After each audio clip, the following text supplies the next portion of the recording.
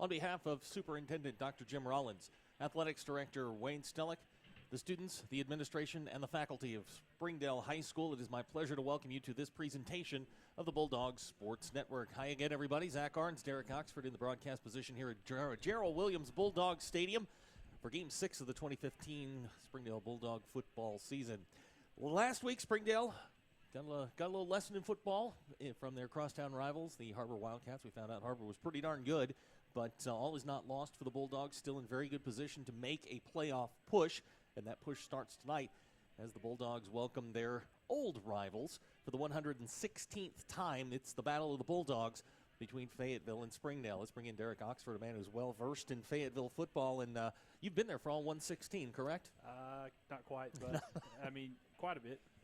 Most of the ones that have been in the 21st century, so. Oh, well, you've been here for every one this century, so that's a good start. This is the 116th meeting between these two schools. Springdale with a 62-40-13 mark against Fayetteville, but tables have turned a little bit. Fayetteville's kind of had the edge here in the last few years. Fayetteville does come in ranked number 1 in the state. Springdale just trying to get back into the top 10, and you know, as you see it, let's talk about the elephant in the room, and that is that Fayetteville's pretty darn good. Yeah, they're 5-0. They've scored 280 points in 5 games.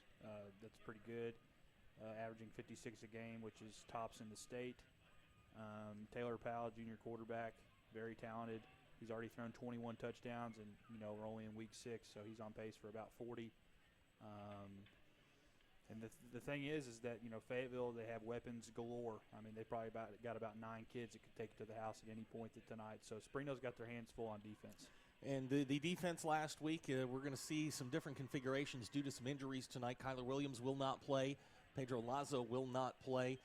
Trevor Browning will not play tonight. So Zach Clark doing some shuffling both offensively and defensively. We'll see starting corner Chris Crawford. He'll play some wide receiver tonight. Jaden Minshew's going to play both ways tonight. He'll play his regular free safety spot as well as play at some wide receiver when they go 4 wide. But in talking with Zach Clark, they're going to change some things up offensively to try and maximize some protection because Fayetteville's defensive line is very, very active. A young man that's getting some attention from some national recruiters is their defensive tackle, Akil Byers, 6'5", 250 pounds. Yeah, Akil Byers is a physical specimen there in the inside. You know, Fayetteville's going to have Eli Hale's another one to walk out for, defensive end. You know, Fayetteville's got a lot of talent on both sides of the ball. On defense, you know, they're going to have to, you know, they're going to bring a lot of pressure. You know, Jack Lindsay played at Fayetteville last year. So the Fayetteville defense is very aware of him, very aware of what he brings to the table, what he can do. They're going to know his tendencies. So Fayetteville's going to have, I think, you know, they've got, you know, 5 weeks worth of film on Springdale, and, you know, Springdale's got 5 weeks of film worth on Fayetteville. So, you know, both these teams are going to kind of know what the other one's doing. You know, now it's going to be a matter of execution. In talking with the coaches this week, you know, they talked about the I guess maybe the eye-opening experience that HAR-BER was last week, and they don't expect that to happen this week. We expect a better effort out of the defense and the offense, but the injuries are starting to mount. And you know, we talked about the playoff push a little bit for the Bulldogs here. You know, the next 4 weeks, you know, you're playing, I guess, 4 of the best teams in the conference, starting tonight with Fayetteville, next week Bentonville, and then the 2 Fort Smith schools. But that game at the end of the season could be for a playoff spot. Yeah, Rogers High, senior night for Springdale here on November 6th. That's probably a date they have circled that, you know, if we can get this one, you know, we're in the playoffs as that 6th seed. You know, I mean, I'm not going to completely write off every single game. It's going to be tough. We know that, but I mean, well, they'll be underdogs in every game right. They play up till that point, and you know, just based on the history, I mean, those teams would have to be considered favorites. But as you've said many times, Springdale has put 2 quarters together. They put 3 quarters together. One of these days, they're going to put 4 quarters together, and they're going to get somebody. And once that happens, you know, who knows where we're going here. But as far as tonight goes, you know, again, I mentioned you're very, very familiar with Fayetteville. You mentioned Taylor Powell. They've got 2 running backs that are pretty darn good. Yeah, Javante Smith and Luke Rapert. You know, those are 2 guys that are going to, you know, make plays. You know, Javante's, you know, Daryl Patton's compared him to he calls him Little Emmett Smith. You know, he's a bowling ball, and then Rapert's the kind of guy that hits a hole, and then all of a sudden he's 20 yards downfield, and you're like, where did he go? So they're, you know, and you know, people have had success running the football in Springdale. You know, last week Hannon had a monster game. The Bixby running back had a monster game. Greenwood had all kinds of success running the football. So I think that Fayetteville will probably try to exploit that early on the ground, and then, if Springdale finds a way to stop that, then Powell's just going to go to the air.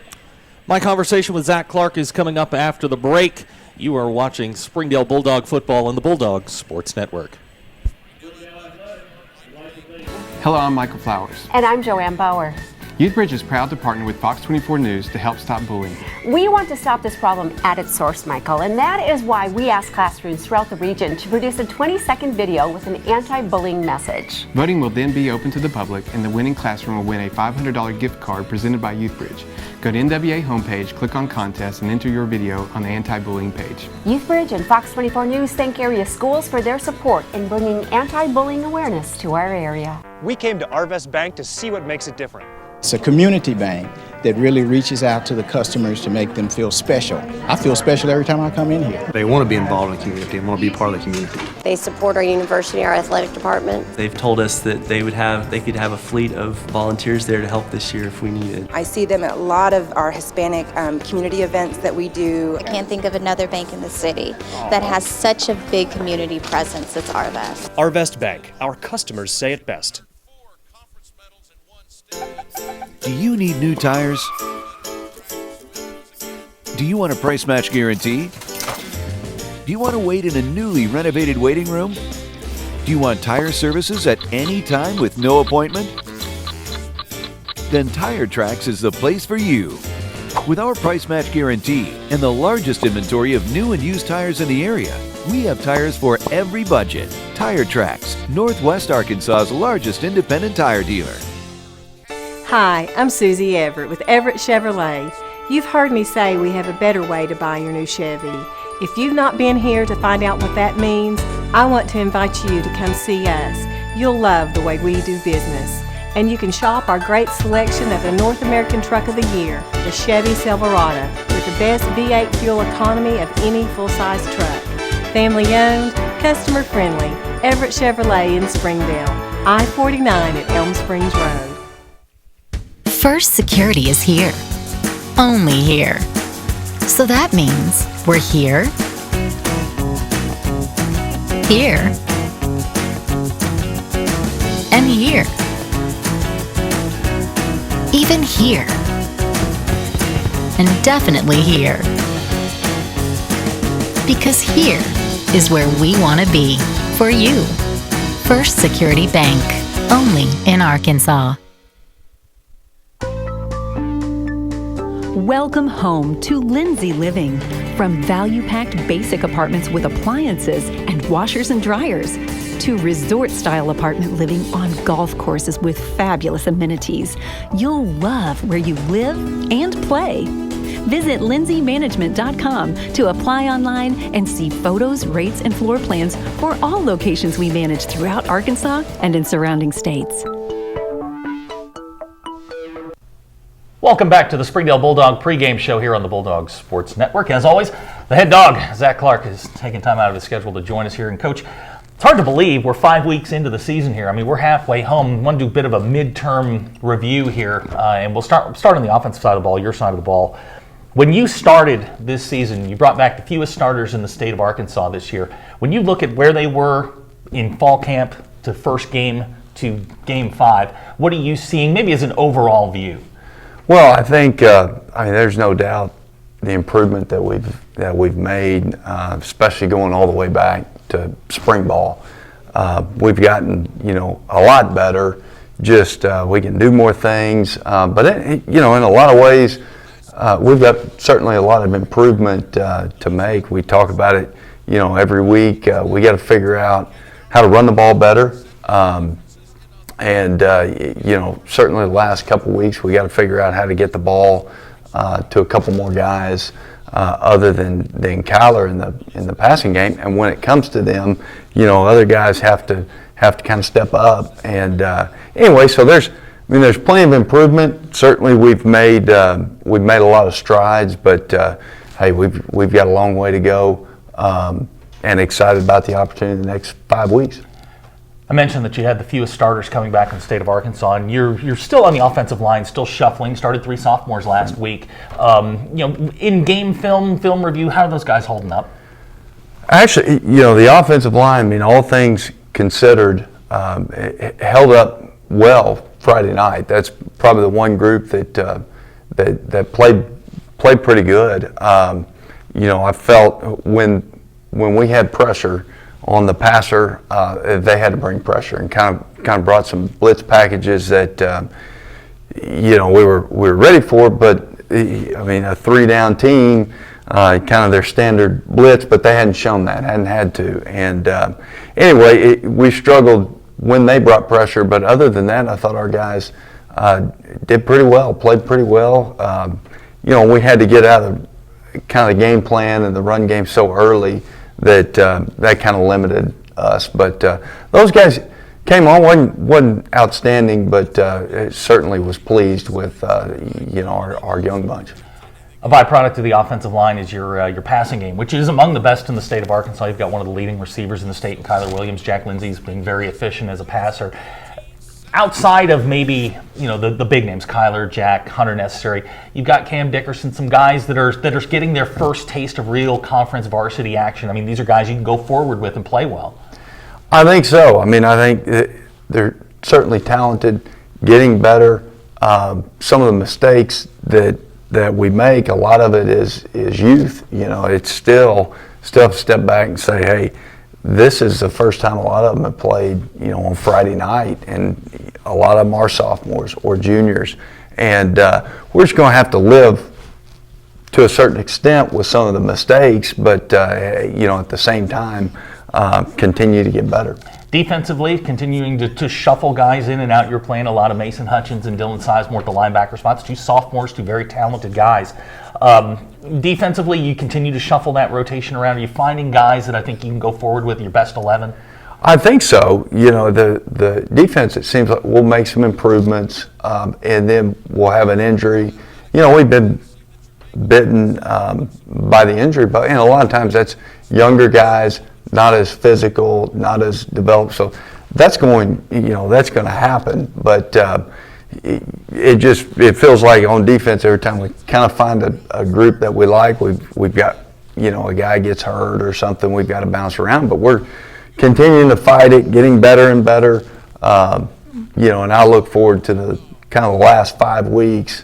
As we get more experience, kind of clean up those mistakes. Your defensive line, you continue to say, is, you know, one of the strengths of your defense. It seems like you're getting more depth as you move some guys around. Everett Galdamez is now in a defensive end position. You've moved Manny Martinez to the outside. Garrett Thresher stepped up. I mean, these are young guys. They're getting their first taste, like you said, of varsity action. And how much are they learning week to week, getting ready for, you know, what is basically murderer's row here in the 7A? Right, sure. I mean, it's kind of trial by fire, but.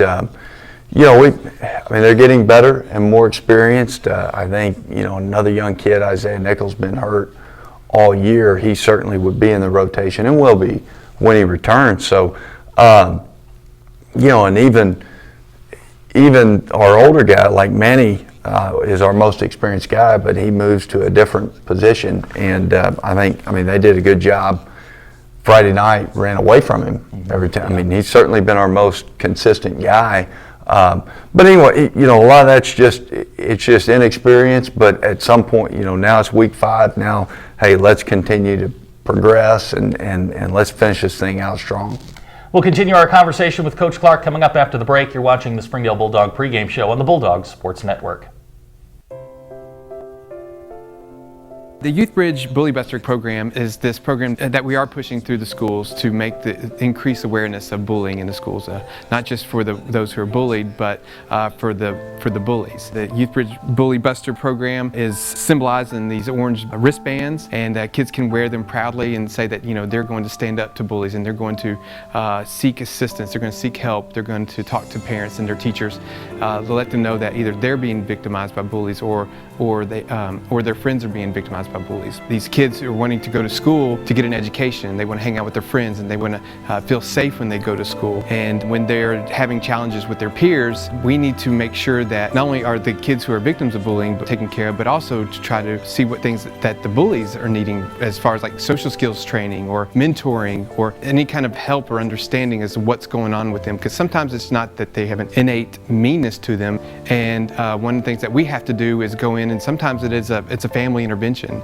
and we can meet with the moms and the dads or the guardians or anybody else who's interacting with the kid who is having these challenging behaviors, and just put some things in place and to redirect them in order so they can be successful in the community and in the schools. YouthBridge has clinicians on staff that are experts in working with families that have these types of challenges, from mental health issues to mental illness issues. We have licensed professional counselors, we have mental health paraprofessionals, case managers, drug counselors that can get involved in a child's life to try to improve their situation. And if the family is needing more eyes and ears to be advocates for them, then YouthBridge has a team that can do that. And so with the YouthBridge Bully Buster campaign, we hope to bring awareness and action to bullying in our school systems.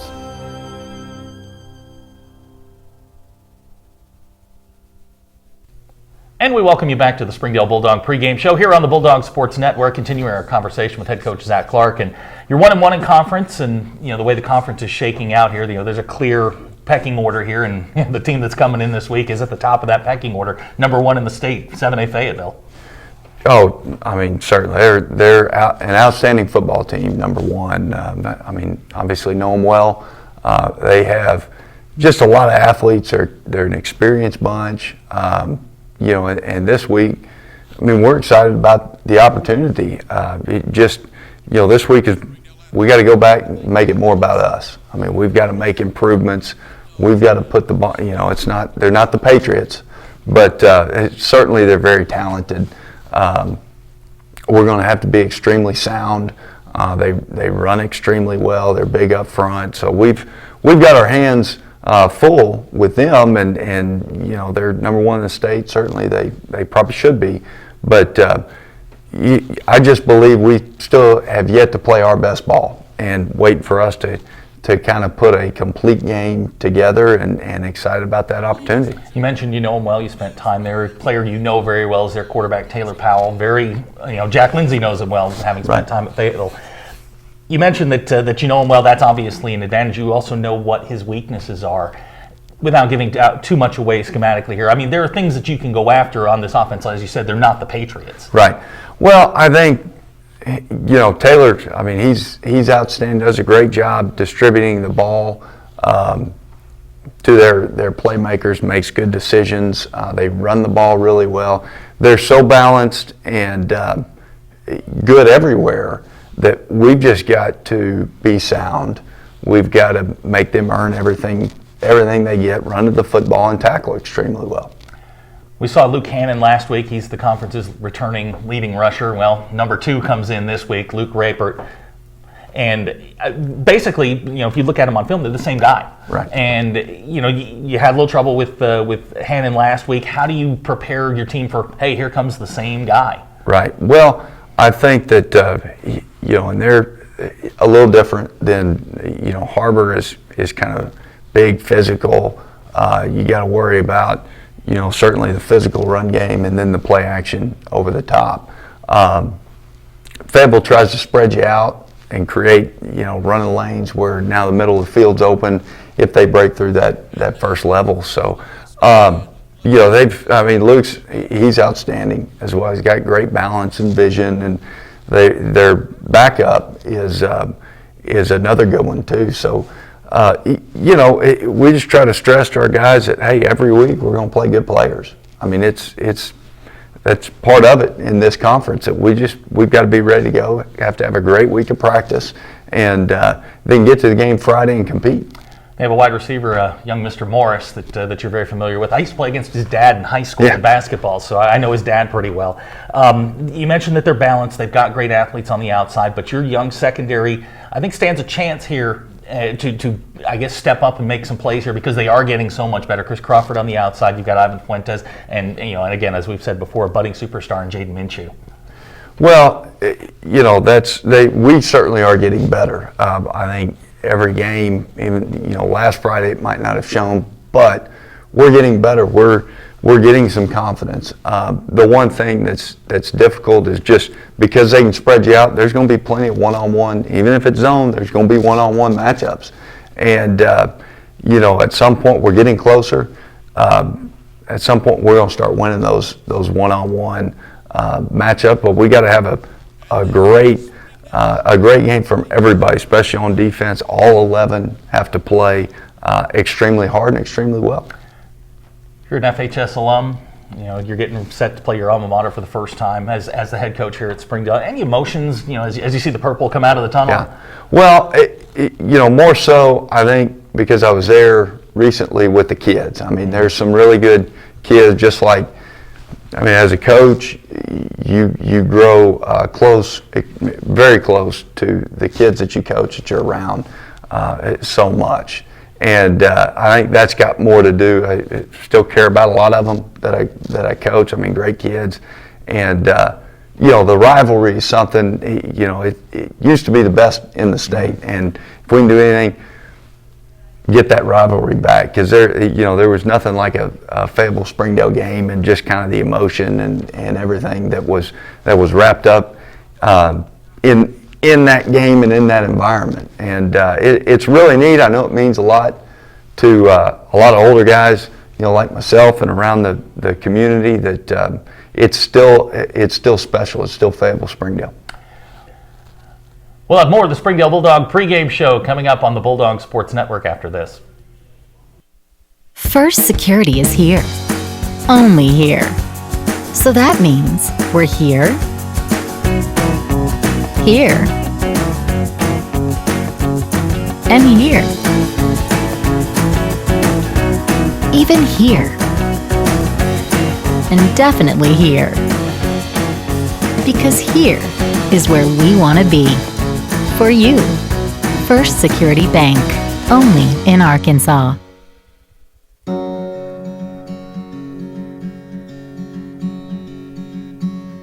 Hometown. That word still means something here. It means we're neighbors. We do the right thing. We care about your family. And you deserve the very best every time you walk in the front door. HAR-BER. Hometown Fresh. This is Jack. And this I am starving! is Jack's appetite. It's never satisfied. I'm hungry. Seriously, dude?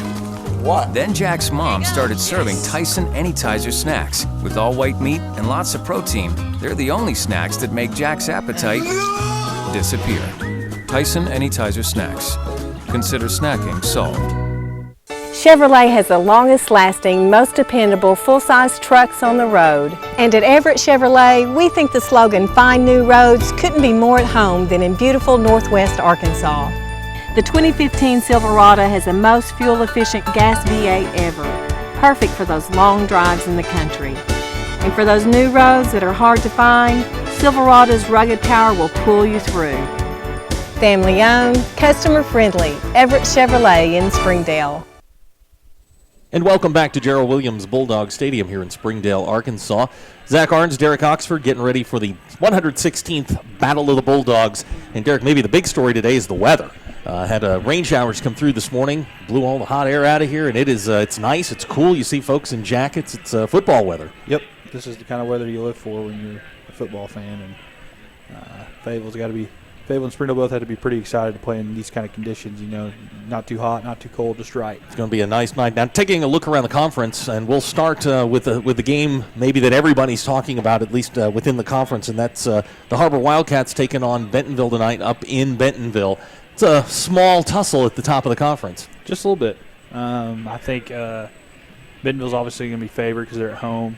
You know, they haven't lost to Har-BER since like 2007, 2008, somewhere in that range. So, I mean, I think they got to be pretty confident going in. But Har-BER, I mean, the way they played last week, I picked Har-BER. I think Har-BER is going to win. But, you know, Bentonville, 14-game winning streak, and they don't lose at home very often. Right. So, I mean, it's going to be a four-quarter game, that's for sure. We'll see who comes out on top. I picked Har-BER by 4, and that's what Hooten's line was. So, you know, we'll see. We've got the two Rogers schools visiting. I guess one visiting, one hosting the Fort Smith schools tonight. Yep. I think you got Northside's at Rogers Heritage. Heritage still hasn't got a win. They had a win and it got forfeited because they're using an ineligible player, and so now they're trying to get back into winning ways. But the Northside Grizzlies have played the two best teams in the conference the first 2 weeks. And throw in Pine Bluff in that discussion. They've had an unbelievably tough schedule. And Greenwood. Yeah. their only win was their only winnable game, really. Yeah. Little Rock Central. So, 1-4 start for the Grizzlies, but it wouldn't shock me if they finished 6-4. And then Southside in the Mounties tonight, and Rogers has their win. That puts them in playoff contention. Same thing as Springdale, but you got to wonder about the Rebels. They're kind of up, they're down, they're up, they're down. Yeah, I think the Rebels' problem. Partly is I think they've had a lot of controversy so far this school year with the whole mascot thing, and I doubt that really affects the kids, but. It's just another distraction you don't need going into a football season. Right, and then I think, they're young, and then they got that win in the season opener at Razorback Stadium against Alma, and then they really haven't had very much success since then. They lost to Greenwood, they lost to Bentonville, and then, they're one of those teams, though, that can get hot, down the stretch. If they find a way to get in the playoffs, you can never count out a Southside Rebel team. So they should be fine, as the season progresses. The Bulldog Sports Network would like to thank Catering Unlimited and Tire Tracks for donating the audio equipment that makes these broadcasts possible. We're getting set for the coin toss captains tonight for Springdale. Jack Lindsay, looks like Stefan Bonilla, Everett Galdamez, and I believe that is Eduardo Perez. Yes. So Jack Lindsay, Eduardo Perez, Stefan Bonilla, and Everett Galdamez, the captains tonight as we get ready for the coin toss here. 3 minutes, 23 seconds to go until kickoff. And just a couple of final thoughts here, Derek. I'm trying to think back the last time the number one team came in to Springdale, and Springdale pulled off the upset. Have a little brain cramp, but we'll come up with that later on. I've got some research I did this week, but just a couple of thoughts as we get set here to watch the 116th Battle of the Bulldogs. Battle of Bulldogs is always fun. Crazy things have happened here before. On Zach Clark's senior night, it was a extra point with 31 seconds left that Fayetteville missed that ended up being the difference that was his last high school game. So he probably doesn't have very fond memories of this game because of his last night as a high schooler. But these are the kind of games you live for, when you're a high school kid, and you're going to see two really good teams with a lot of talent on both sides of the ball compete. And I think it'll be a fun game. I think, just one of those games where you see what happens. Fayetteville's won the toss. They've deferred. Springdale's going to get the ball first. We're going to take a quick break. You're watching Springdale Bulldog football on the Bulldogs Sports Network. The Youth Bridge Bully Buster program is this program that we are pushing through the schools to increase awareness of bullying in the schools, not just for those who are bullied, but for the bullies. The Youth Bridge Bully Buster program is symbolized in these orange wristbands, and kids can wear them proudly and say that they're going to stand up to bullies, and they're going to seek assistance, they're going to seek help, they're going to talk to parents and their teachers to let them know that either they're being victimized by bullies or their friends are being victimized by bullies. These kids are wanting to go to school to get an education. They want to hang out with their friends, and they want to feel safe when they go to school. And when they're having challenges with their peers, we need to make sure that not only are the kids who are victims of bullying taken care of, but also to try to see what things that the bullies are needing as far as like social skills training or mentoring or any kind of help or understanding as to what's going on with them. And so with the Youth Bridge Bully Buster campaign, we hope to bring awareness and action to bullying in our school systems. Welcome back to Gerald Williams Bulldog Stadium. We're awaiting the arrival of both teams just about a minute to go before kickoff again. Fayetteville has won the toss. They deferred, and Springdale will get the ball first. We'll be anxious to see what Zach Clark does here with all the injuries that Springdale suffered this week. Again, if you're just joining us, no Kyler Williams tonight, no Pedro Lazo, no Trevor Browning. So Springdale a little bit shorthanded offensively, but in talking with the coaches and the coaching staff, they've got a plan here. They're going to try and trick it up a little bit and see if they can get some things going early. Yep. That's why he's the best color guy in the business, right there. Yep. So we'll be keeping an eye on the HAR-BER Bentonville game. We'll update you on that as we go along. But sit back, relax, and enjoy Springdale Bulldog football. Zach Arns, Derek Oxford, getting ready for. Can you believe it's Game 6 already? Yeah, this season is just flying by. It always does. We count down to it, and it takes forever to get here, and then before you know it, the season's over. So. I'm excited. I haven't been to a Battle of the Bulldogs since the downpour. I believe it was in 95, 96. I shot that game for 40-29 on the far sideline in an absolute deluge. Yeah, I think I was in first grade. That's very helpful. I appreciate that. So we are awaiting both teams. Here comes Fayetteville. They are 5-0, ranked number 1 in the state of Arkansas. And do you know what they are ranked nationally? I've seen two different things. And here come the Springdale Bulldogs, arm in arm, with Chris Aravelo leading the charge. Yeah, I think Fayetteville's ranked definitely in the top 100 in max preps. I want to say 85th or maybe 71st, but I'm not sure. I'd have to go back and look. Well, they are a very impressive team on film, and we're going to get a first-hand look at them as they prepare to take on the Springdale Bulldogs. So we are ready, and we're kind of off to a late start here, but we'll be underway here shortly. A couple of guys just to keep an eye on for Fayetteville tonight. If you haven't seen them play, just give us a couple of guys. Yeah, I would say, obviously at quarterback, Taylor Powell, as a junior, he doesn't make mistakes. Physically, he's on par with Brandon and Austin Allen, who are both, quarterbacks at the University of Arkansas, used to play at Fayetteville. On defense, I would keep an eye on Andrew Ellis. In the secondary, he's the little brother of Arkansas linebacker Brooks Ellis. I would keep an eye on him. And then at receiver, Tyson Morris, also the son of a former Razorback legend, Isaiah Morris, in basketball. So it's pretty good lineage there. Yeah. Fayetteville's always got kids that have quite an impressive pedigree. That just kind of comes with the territory with being in Fayetteville. So we're about to kick this one off, and number 24, Rugby Young, is set to kick off back deep for the Bulldogs. Jaden Minshew, J.C. Medina. What a name to have. Rugby Young. For a football player. It's a good name. Just shouldn't be a kicker. And we are underway. Game 116 in the series. And the ball is going to sail over the head of Lucky Banavong for a touchback. And the Bulldogs will take over at the 20-yard line. So we're going to see what Zach Clark has cooked up with all the injuries here. The offensive line will be Stephan Bonilla. Jackson Hutchins will move to left guard tonight. Caleb Reed will start at the center spot. And from there, we're not exactly sure where we're going. Ivan Trujero will be out at right guard. We do have Hunter Necessary, though. We do have Hunter Necessary. He is going to play tonight. And at the right guard spot will be Alex Rodriguez. Necessary, Chris Crawford, and Cam Dickerson now at the wide receiver spots. Two running backs in the backfield. That's Lucky Banavong in motion. They're going to run it with Eric Mendez. He's got a little bit of room, and Eric Mendez will fight up to about the 22-yard line, where it will be 2nd and 8 for the Bulldogs. One thing I'm kind of noticing the crowd a little bit sparse tonight. I think it's probably just kind of maybe a little bit of the weather and also the two teams' records.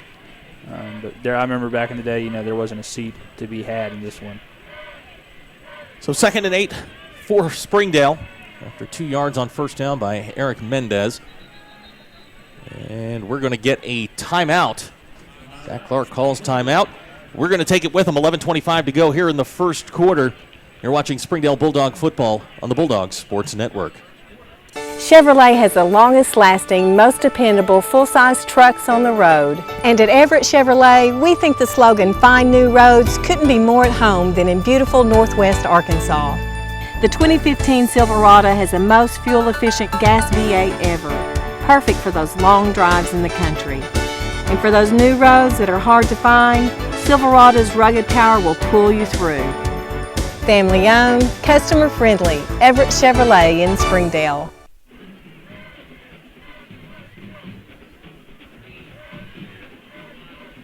Game, the Bulldogs call timeout, and we will see how Zach Clark wants to handle this. Playing a very, very good Fayetteville defense.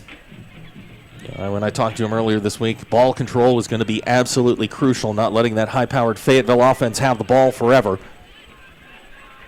So Hunter Necessary, Nick Parchman, Chris Crawford are the wide receivers, Cam Dickerson at the tight end spot. Jack Lindsay in the pistol. He's going to fake. And ball's caught. That's Cam Dickerson. Cam Dickerson on the far sideline out to about the 29-yard line. It's going to set up a 3rd and short for Springdale. Yeah, big Cam holding on to the ball there. Didn't look like he was going to catch it, and then he snags it. Well, you got to figure with Kyler out of the offense tonight, his role is going to expand a little bit. Cam's a good athlete, good size athlete at 6'2", 235. And he's put Springdale in good position here on 3rd and 1 with 11:16 to go here in the first quarter.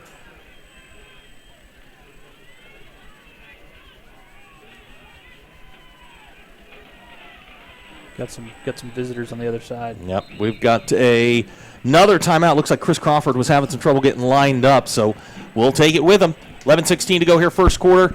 Your score 0-0. You're watching Springdale Bulldog football on the Bulldog Sports Network. This is Jack. And this I am starving! is Jack's appetite. It's never satisfied. I'm hungry. Seriously, dude? What? Then Jack's mom started serving Tyson Anytizer snacks with all white meat and lots of protein. They're the only snacks that make Jack's appetite disappear. Tyson Anytizer snacks. Consider snacking solved. 11:16 to go here first quarter. Springdale has used 2 timeouts here in 2 plays. Looks like they're having some trouble getting lined up again. That's probably just new guys out in the formation. Chris Crawford, normally a defensive back, is having a little trouble getting lined up. Yeah, hopefully they won't need the timeouts. It really won't matter. Hopefully in the first half. So 3rd and 1 for Springdale. Lucky Banavong is the running back. Necessary and Chris Crawford to the bottom of your screen. Double tight end set. Here comes Lucky, and he's met in the backfield. Met there by Luke Walker. That's going to be a loss of 3 yards, and Springdale's going to be forced to punt on their first possession. Yeah, kind of knew what was coming there. Fayetteville just kind of teed off on it. Back in kick formation is number 44, Dylan Sizemore. He's had a good year punting the ball. Yes, averages 37 yards per kick. Springdale shifting in their punt formation. Jaden Minshew, lead block. Dylan's kick, a high, wobbly kick. Fair catch called for at the 40-yard line, and that is where Fayetteville will take over. The fair catch made by Joey Saven. And that's where the number 1 ranked Fayetteville Bulldogs will take over at the 40-yard line, 1st and 10. So here's our first look at Fayetteville. They're going to go 4 wide. And they're going to go very fast. That's Barrett Bannister in motion. Powell back to pass. He throws quickly. That's Rapert out in the flat. Cross midfield. And he's going to fight his way down to about the 48-yard line. So, as you said, they're going to go very fast. And here they go. This is going to remind you of the Greenwood game on steroids. 1st and 10. Ball's marked at the 47-yard line. Quick screen out to Bannister. He's got a little bit of room, and it looks like he'll get knocked down at about the 42, we'll call it the 41-yard line. Yeah, in the summer they said they wanted to run the Baylor offense, and that's what you're going to be seeing. Here they go very, very quickly. Here comes Rapert straight ahead. He's got a hole. Breaks 1 tackle, another tackle, and Rapert is still going before he's brought down by Jaden Minshew and Chris Aravelo. Yeah, Rapert's in there dancing, man. That's going to be enough for a first down to the 36-yard line. You got Tyson Morris in single coverage here to the top. Armstrong in motion. They're going to run a quick screen to him. Armstrong's got room. He's to the 30. Missed tackle. Still running down to the 20. Armstrong to the 17. And that's going to be enough for another Fayetteville first down. Yep. Son of a former great Purple Dog that had a monster game in 1984 and one of the biggest games in this series, 1 versus 2, that Springdale pulled out 13-10. Again, motion the pitch to Bannister, and Springdale is there. They're going to hold him to about a yard gain. So good defense there. Good recovery by the Springdale Bulldogs. That'll bring up 2nd and 9. Morris to the top of the screen. We've got trips receivers to the bottom. Powell's going to give to Rapert. He's got a little bit of room. Rapert's going to fight his way into the end zone for a Fayetteville touchdown. He just straight ran over a guy there at the end. So 6 plays, 60 yards, and Fayetteville is on the board with 8:49 to go here in the first quarter, pending the extra point.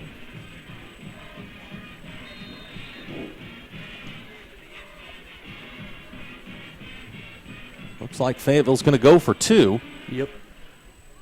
Not shocking.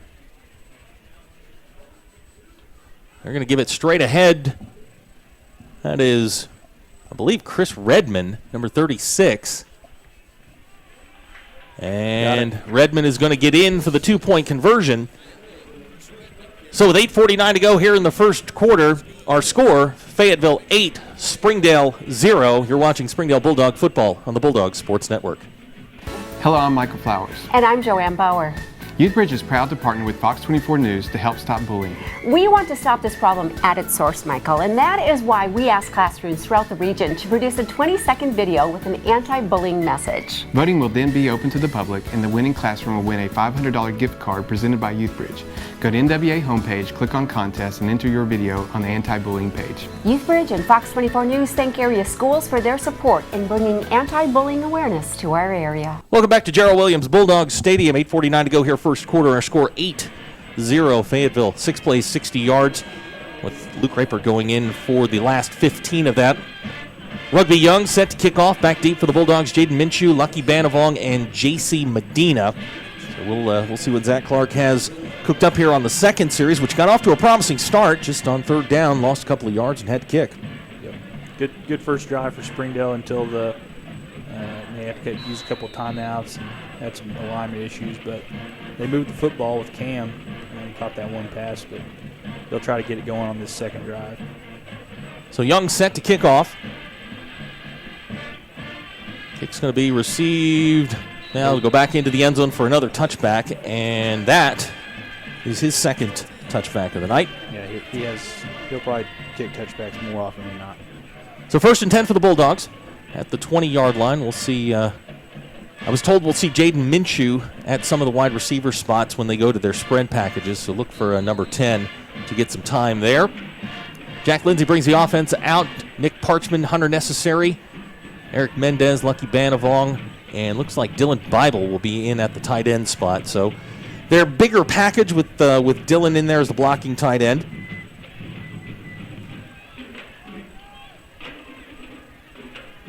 That's Lucky in motion. They're going to give to Eric Mendez. Eric's going to fight his way, and he might have gotten a yard out of that. He's going to bring up 2nd and 9. We've seen a lot of running early on. I think Zach's going to try to lengthen that game out and not throw the ball very much. So 2nd and 9 for the Bulldogs. Chris Crawford back in at the receiver spot. Nick Parchman, he'll be the slot receiver. Hunter Necessary will be to the top of the screen. A lot of one-on-one coverage. Very, very few people deep for the Purple Dogs. We'll see if Jack Lindsay can take advantage of that.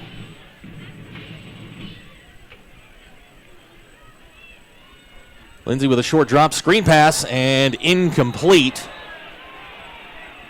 And that's going to bring up 3rd and long for Springdale. Mendez kind of got teed off on there at the end of the play, but it wasn't blatant enough to warrant a flag. But Kennedy Wade, the defensive back, on the play.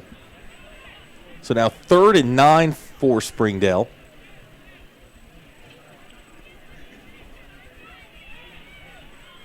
.806 to go here in the first quarter. 8-0 our score. Jack Lindsay in the pistol. That's Eric Mendez back with him. Lindsay with a play fake, in trouble, and he is going to go down. That is Eli Hale with the sack.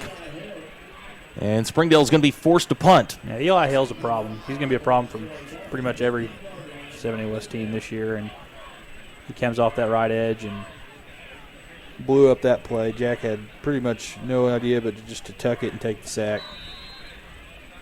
So 4th down for Springdale. Dylan Sizemore into punt. Back deep is Joey Saban. Has his toes on the 50-yard line. Snaps a little bit low. Dylan gets a punt off. High spiral taken by Saban at the 50, and that is where Springdale will take over. Yeah, you don't want to be giving Fayetteville field position like this. That's the only bad thing about not moving the ball on offense is that you're going to give them great field. They don't really need any help offensively, and then they're going to start at the 50. I mean, this isn't ideal. 35-yard punt by Sizemore. Fayetteville will take over 1st and 10 at the 50-yard line. Powell brings out new running back this time. Javante Smith will be in the backfield with him. Redman in the fullback spot. Interesting formation here. Yeah, this is a little different. Powell has a man wide open down the middle. That's what it's designed to do. That is number 38 for Fayetteville. That's Nick Scalise. And that's going to be a 1st down for Fayetteville. I bet you that's not the only time they'll run that tonight either. Ball's marked at the 31. Quick hitter over the middle. That is Terrence Rock. Terrence Rock, thank you very much. T-Rock, you can call him that too. So 2 plays, and Fayetteville down to the 23-yard line, 2nd and 2.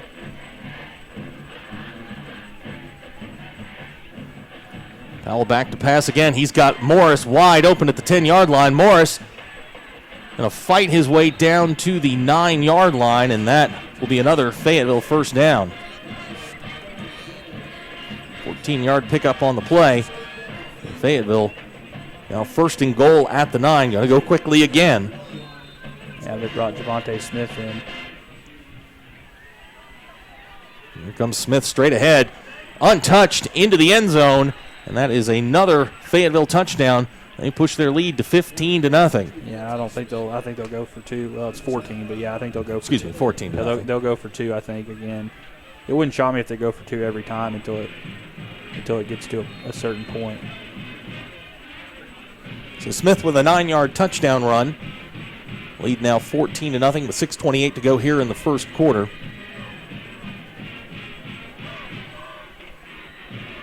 That's Bannister in motion. He's going to take the ball and throw it for a touchdown to Javante Smith. And that is a successful 2-point conversion. 6:28 to go here in the 1st quarter. Our new score, Fayetteville 16, Springdale nothing. You're watching Springdale Bulldog football on the Bulldog Sports Network. We came to Arvest Bank to see what makes it different. It's a community bank that really reaches out to the customers to make them feel special. I feel special every time I come in here. They want to be involved in the community and want to be part of the community. They support our university, our athletic department. They've told us that they could have a fleet of volunteers there to help this year if we needed. I see them at a lot of our Hispanic community events that we do. I can't think of another bank in the city that has such a big community presence as Arvest. Arvest Bank. Our customers say it best. Welcome back to Gerald Williams Bulldog Stadium. 16-0 our score after Javante Smith goes in from 9 yards out. 6:28 to go 1st quarter. Rugby set to kick off again. Jaden Minshew, J.C. Medina, and Lucky Banavong back deep for Springdale.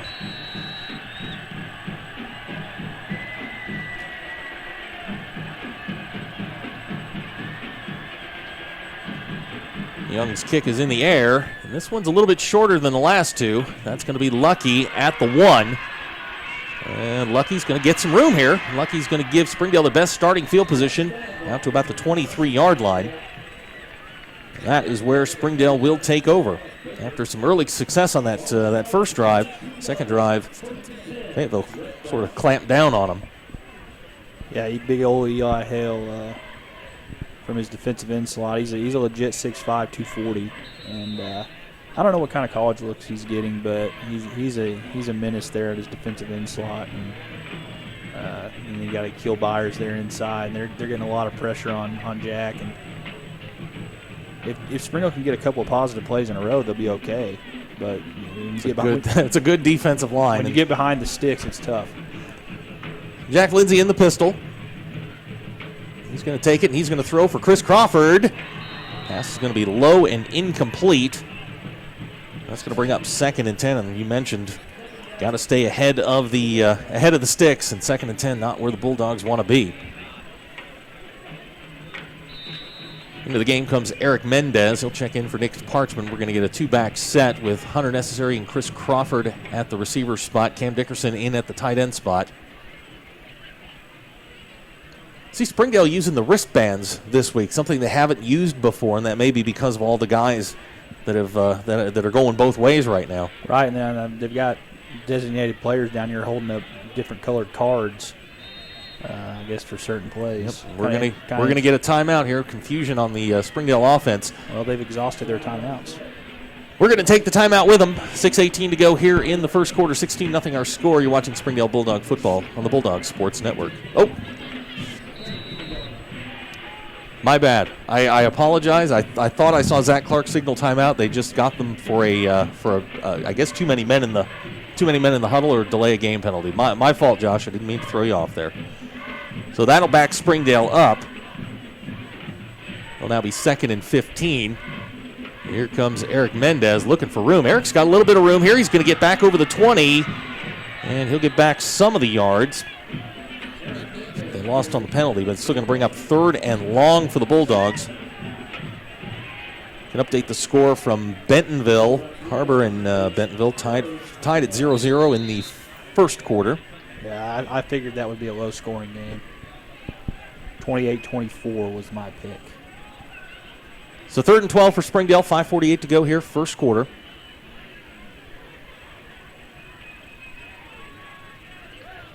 Jack Lindsay back to pass. He's under pressure. Jack's going to try and step up, and he is not going to get away. He's going to be sacked there at the 19-yard line. That's Hale again. And that is going to end that Springdale drive. Jack Lindsay under probably more pressure than he's seen the last couple of weeks. Yeah, this is probably the best D-line they've faced this year. So Dylan Sizemore back to punt for the 3rd time tonight. Saban back deep. He's at the 48-yard line. Snap to Dylan's a little bit low. Dylan gets the punt off. And it is going to knuckle its way down to the 47 and bounce and roll. Take a nice Springdale roll. And we'll roll out of bounds at about the 43-yard line. So Springdale gets out of their own end. And we'll put Fayetteville back at the 43-yard line. The Bulldogs will take over there. 2 drives, 2 touchdowns for this high-powered Fayetteville offense. And they're going to go fast again, like we said. They're keeping the stat keeper busy, I can promise you that. Powell back to pass. He's got Rock on the far side. They're going to give him a gain of a couple. Pitch and catch there by the combo from Fayetteville. They'll mark him out at the 48, so a 5-yard pickup. They'll bring up 2nd and 5.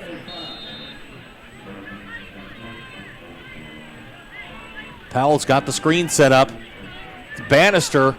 He's going to get up close to first down yardage. It's going to be, depending on which referee you believe, he's going to either have the first down or he's going to be about a yard short. Yard short. We'll call it a 4-yard gain. Inches short, sorry. Powell's going to give to Rayford up the middle. He's going to have first down yardage. And he's going to get knocked down at about the 43-yard line, and that'll be enough for a Fayetteville first down.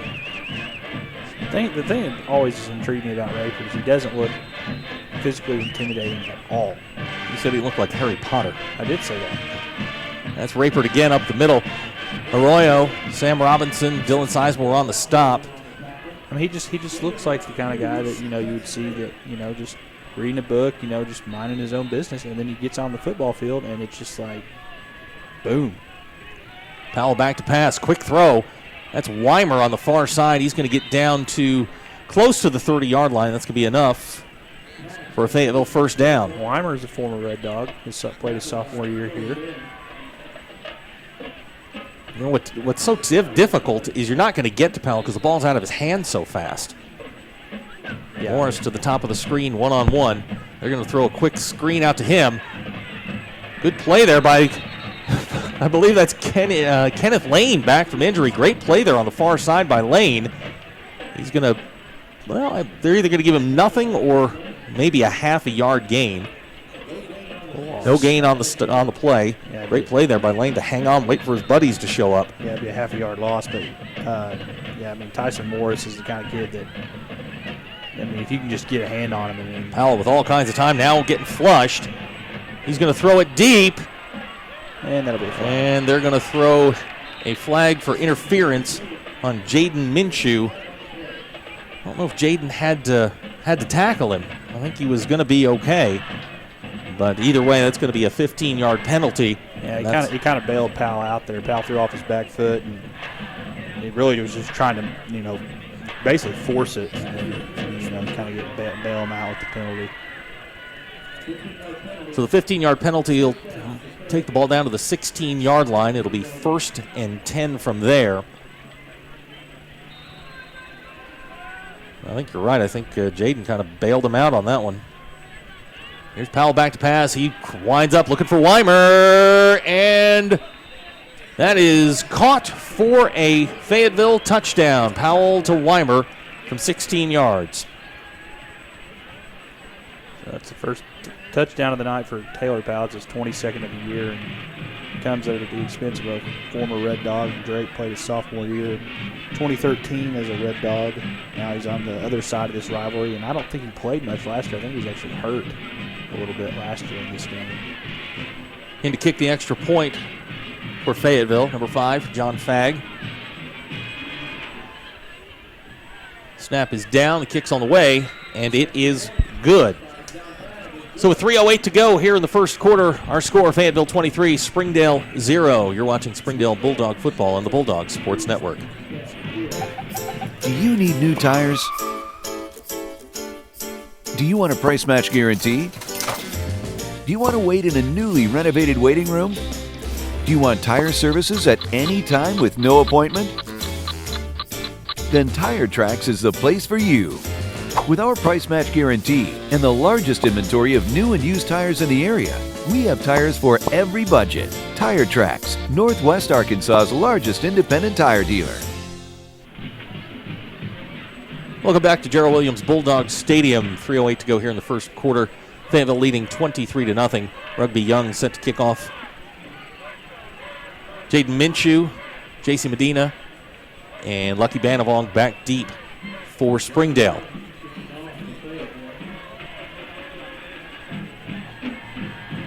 The Bulldog Sports Network would like to thank Catering Unlimited and Tire Tracks for donating the audio equipment that make these broadcasts possible. So Young puts his foot to it. This one going to come back to Lucky in the end zone, and that's going to be another touchback for Rugby Young, and Springdale will start at the 20-yard line. I'm watching the body language down here on the sidelines, and I'm seeing a lot of hand clapping. I think Springdale's still in the game.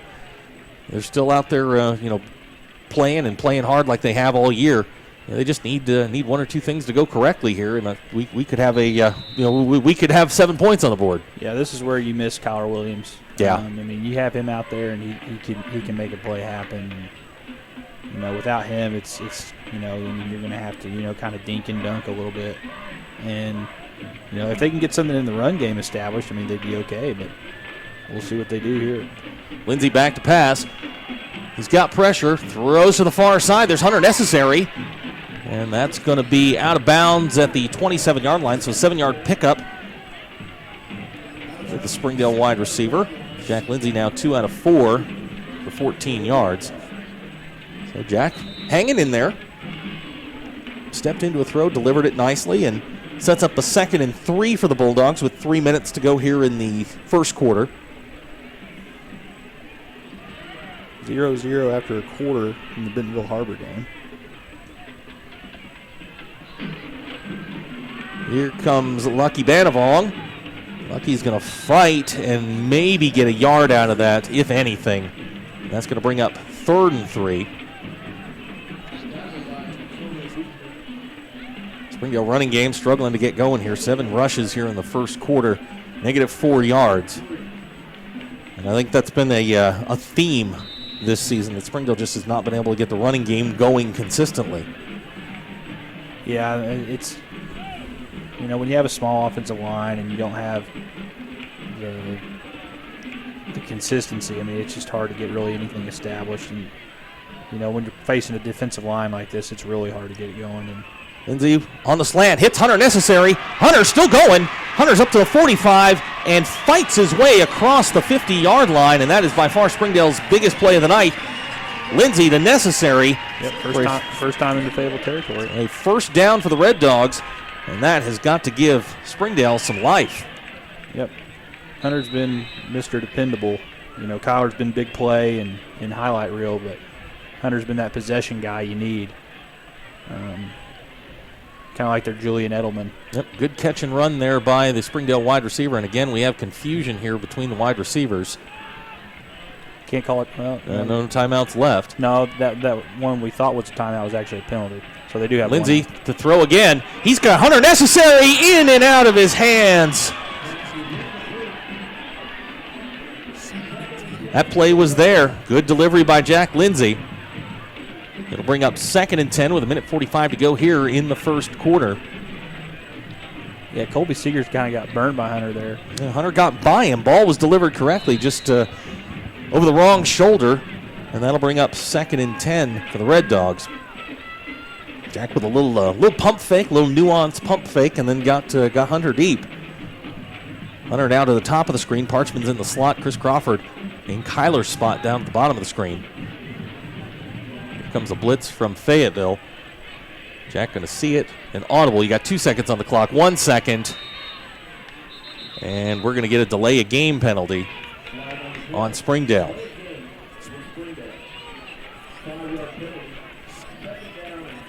Can't have them penalties, man. That's going to bring up 2nd and long for the Bulldogs.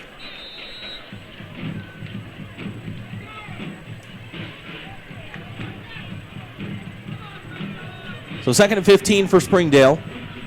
Same alignment with Crawford, Parchman, and Necessary. Fayetteville rushes just 4. Going to throw the stop route to Hunter Necessary. Great reception there by Hunter Necessary down to the 43-yard line, and that will bring up a 3rd and manageable for the Bulldogs. Could have gotten, Hunter didn't really try to, but he could have gotten a pass interference call there, I bet, if he really tried to. Great catch there, making up for the one that got through. That'll bring up 3rd and 3 here, and you got to figure if Springdale doesn't pick up the first down, they're going here on 4th down. Am I right? No doubt. No doubt we'll go for it. So the play clock down to 10. Springdale's going to have to hurry here. 5 seconds on the play clock. Jack back to pass. Fakes the pump screen. Fakes the bubble screen. He's got Hunter, and we're going to get interference. It's a good call. Yeah, Hunter. They fake that bubble screen. That's the one they usually run to Kyler. They fake the bubble and then throw it up over the top, but that's going to give Springdale first down inside the 30-yard line. Should take it down to about the 27. And the Red Dogs have something going here as we're getting ready to wind down the first quarter. Mm-hmm. Yeah, putting points on the board is what they want to do here. You're in field goal range now. John can hit from here. Yarder. Sure he can. So Lindsey in the shotgun with Lucky Banavong behind him. Receivers Crawford, Parchman, Necessary all to the bottom of the screen. Lindsey with a little shovel pass to Lucky Banavong. That's something they haven't shown before. Here comes Lucky. Great block on the corner by Chris Crawford. Lucky still going. And down to the 15-yard line. That's going to be a Springdale first down. This is a great drive they got going right now. Zach's calling some good plays. That's a look they haven't shown yet this year. That's Zach knowing what Fayetteville likes to do on defense. Being around the program the last 5 years, he kind of knows what their talent level is and what they've got. And you see here, they're finally getting in a rhythm and protecting Jack a little bit and moving the ball. Lane Hutchins checks in for the Bulldogs. Lindsey in the shotgun. Going to take it and give to Lucky Banavong. He breaks one tackle. Lucky's going to get maybe a yard out of that down to the 14-yard line. And that should take us, unless Zach Clark wants to run one more play here, that should take us to the end of the first quarter. And I think Coach Clark's going to say, let's head to the other end and talk about it. Smart move. Don't try to force anything here at the last 15, 20 seconds. So 1 quarter in the books. Fayetteville 23, Springdale 0. You're watching Springdale Bulldog football on the Bulldog Sports Network. Hi, I'm Susie Everett with Everett Chevrolet. You've heard me say we have a better way to buy your new Chevy. If you've not been here to find out what that means, I want to invite you to come see us. You'll love the way we do business. And you can shop our great selection of the North American Truck of the Year, the Chevy Silverado, with the best V8 fuel economy of any full-size truck. Family owned, customer friendly, Everett Chevrolet in Springdale, I-49 at Elm Springs Road.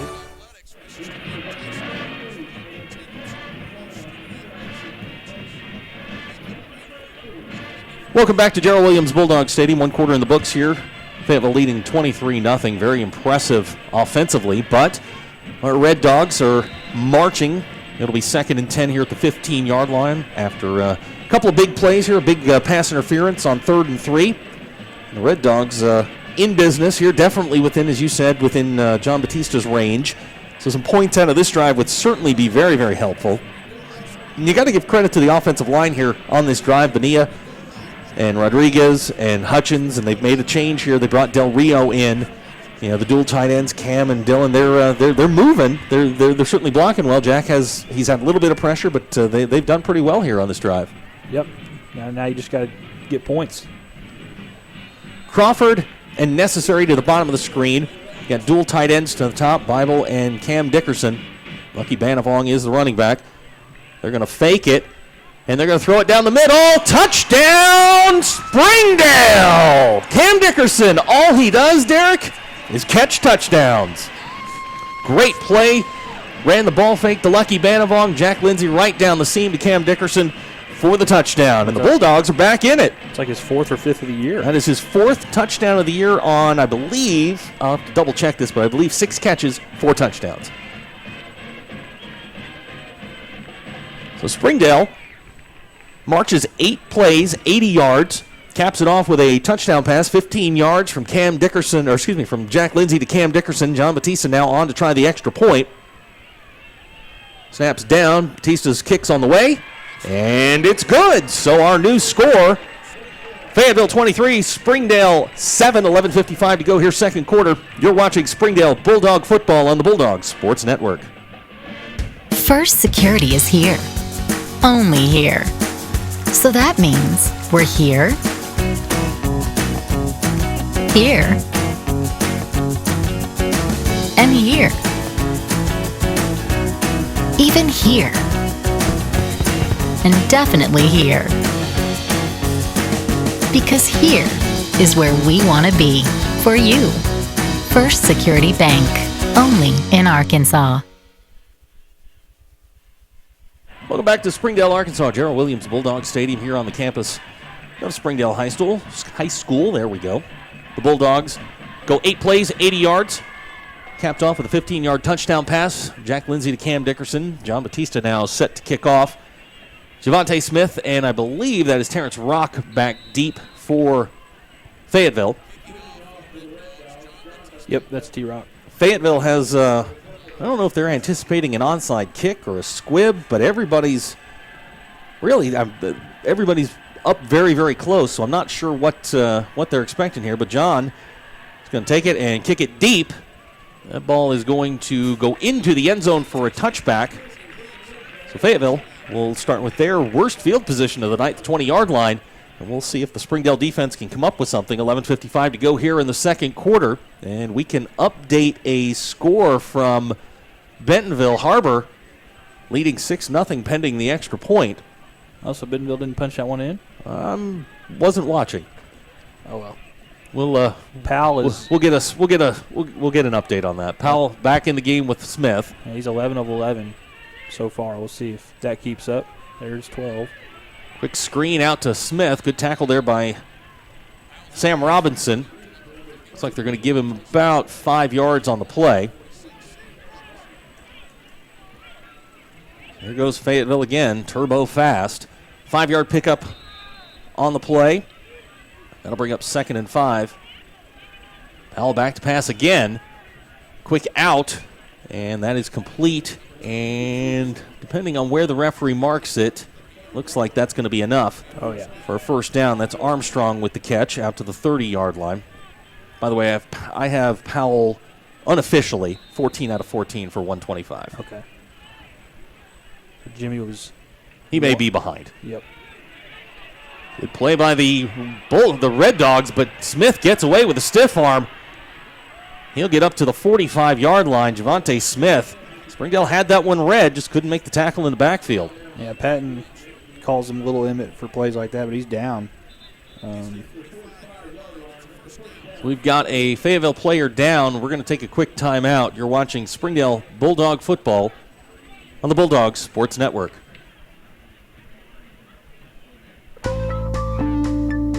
Welcome home to Lindsay Living. From value-packed basic apartments with appliances and washers and dryers to resort-style apartment living on golf courses with fabulous amenities, you'll love where you live and play. Visit lindsaymanagement.com to apply online and see photos, rates, and floor plans for all locations we manage throughout Arkansas and in surrounding states. And we welcome you back to Gerald Williams Bulldog Stadium. 23-7 our score, 11:35 to go here in the second quarter. Fayetteville 1st and 10 at the 45-yard line. That's Powell in the backfield, Rapert alongside.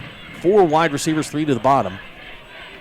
Powell, quick set, throw. That's Morris. He makes 1 move, 2 moves. And Morris will get down to the 43 of Springdale. I think that's what makes this offense so difficult is the ball's gone before you get there. Yeah, it's kind of like Aaron Rodgers. I mean, it gets out of his hands so quickly. I mean, it's almost impossible to sack him. Powell set to throw again. Pump fake.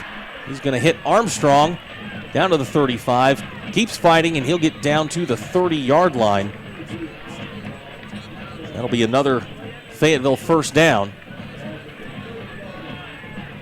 13-yard pickup on that play. Armstrong having a nice night.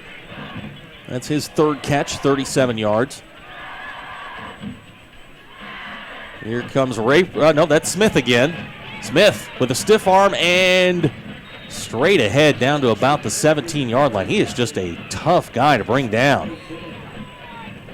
That's going to be enough for another Fayetteville first down. Yeah, he's a load, man. And when you get a healthy dose of him, they bring in Rapert. Powell with a quick throw to Morris. Tries to get away. Good tackle there on the corner. That is, I believe that's Capone Wise. So a short gain, maybe 2.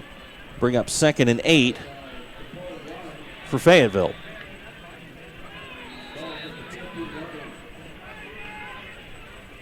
Powell going to fake to Smith. He's still got the ball. He's got a man wide open.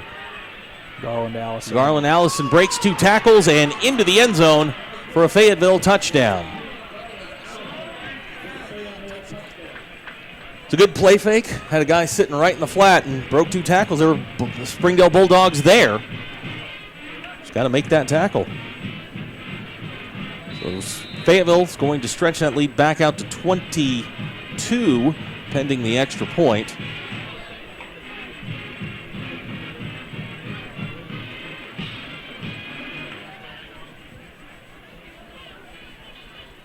John Fagg in to kick. Kick's on the way. A little bit of a knuckleball, but it is good. So with 10:35 to go here in the second quarter, our new score, Fayetteville 30, Springdale 7. You're watching Springdale Bulldog football on the Bulldog Sports Network.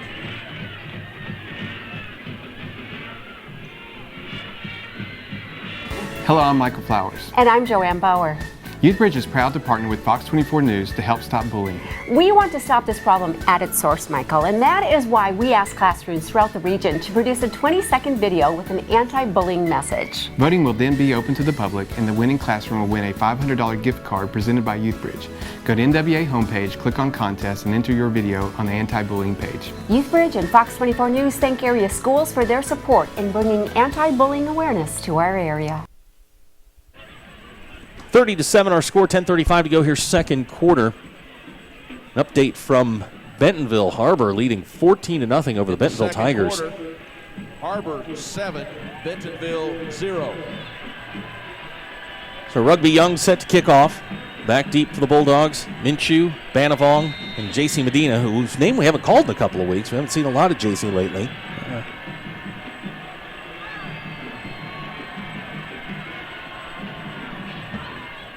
Kicks going in Jaden's direction. Jaden's going to field it at the 1. Jaden Minshew has got a little bit of room. He's going to get out to about the 21-yard line. That's where he's knocked down, and that's where Springdale will take over. So a 20-yard return there for Jaden Minshew. And the Bulldogs will put it in play. We'll give him 21 yards out to the 22-yard line. So good drive the last time the Bulldogs had the ball. 8 plays, 80 yards. Ended with a 15-yard touchdown pass from Lindsey to Cam Dickerson. Expect to see more of that tonight.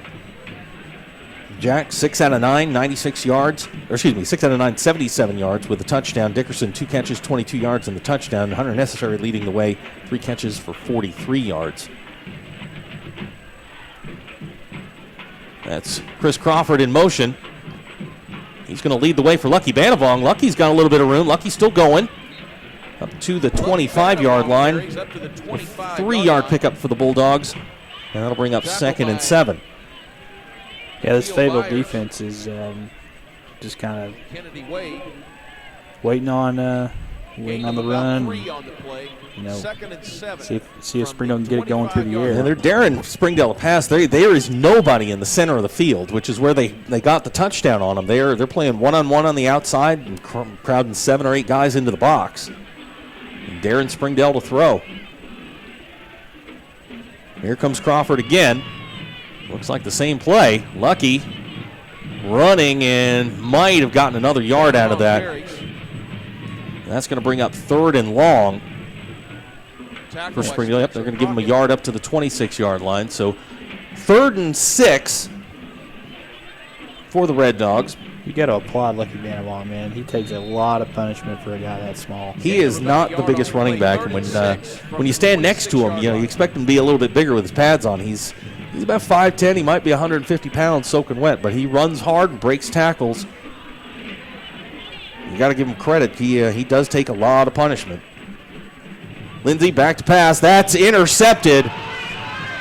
Colby Seegers with the interception. That's a pick 6, and Fayetteville is going to stretch their lead to 36-7. Boy, he read that one the whole way. Yep, telegraphed it.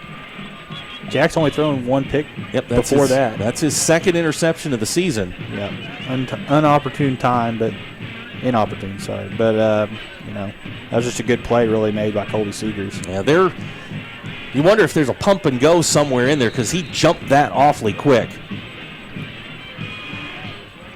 So Powell's coming back in. Looks like they may go for 2.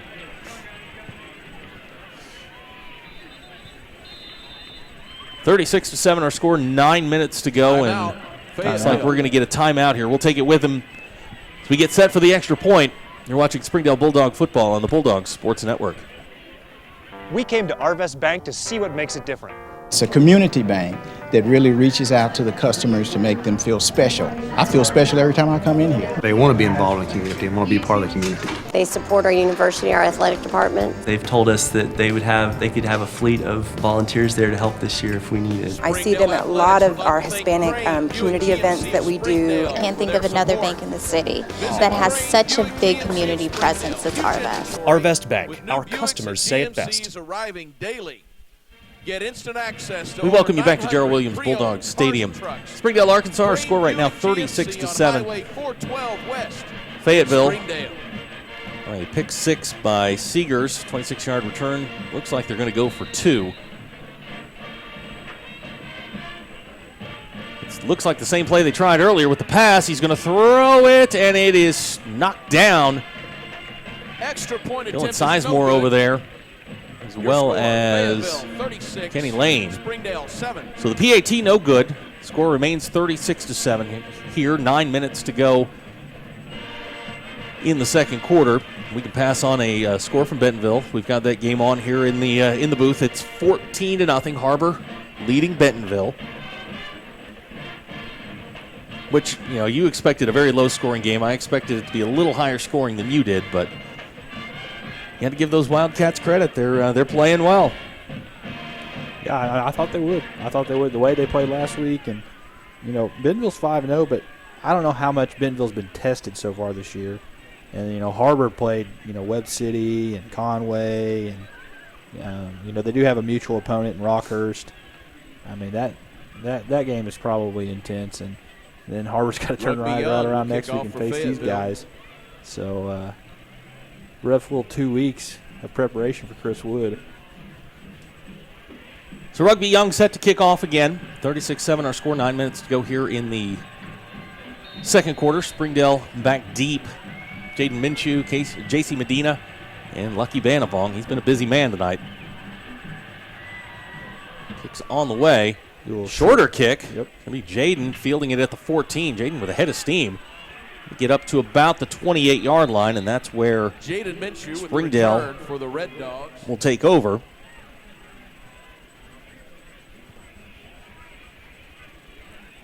So we'll see how Jack Lindsay bounces back from just his second interception of the season. First and 10 for Springdale. Another score to pass along for those in the Springdale area. The Shiloh Saints down 30-14 to Prairie Grove in the second quarter. I know that makes your heart happy. No. Nah. So three wide receivers to the bottom of the screen, one to the top. Jack Lindsay in the shotgun. He's going to roll out. He's got Hunter Necessary. It's going to be a short pickup on the play, maybe two. Bring up 2nd and 8 for the Bulldogs. Nice job by Hunter there. Haul that in. He's feeling the guy on his backside. For the Red Dogs. He laid the wood after the play. I think it's Luke Waller. Yeah. Hunter now 4 catches, 45 yards.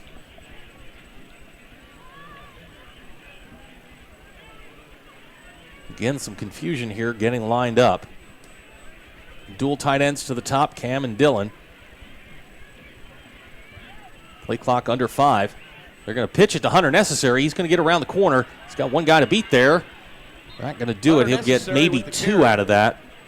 Kennedy Way with a nice tackle by there in number space. 14, Kennedy Way. That's going to bring up a 3rd, and we'll call it 6 Gain of about 3 on the play. at the 34-yard line. So it was a well-designed play. Hunter had everybody going one way, and then he, the misdirection. But just the other one guy there waiting on him.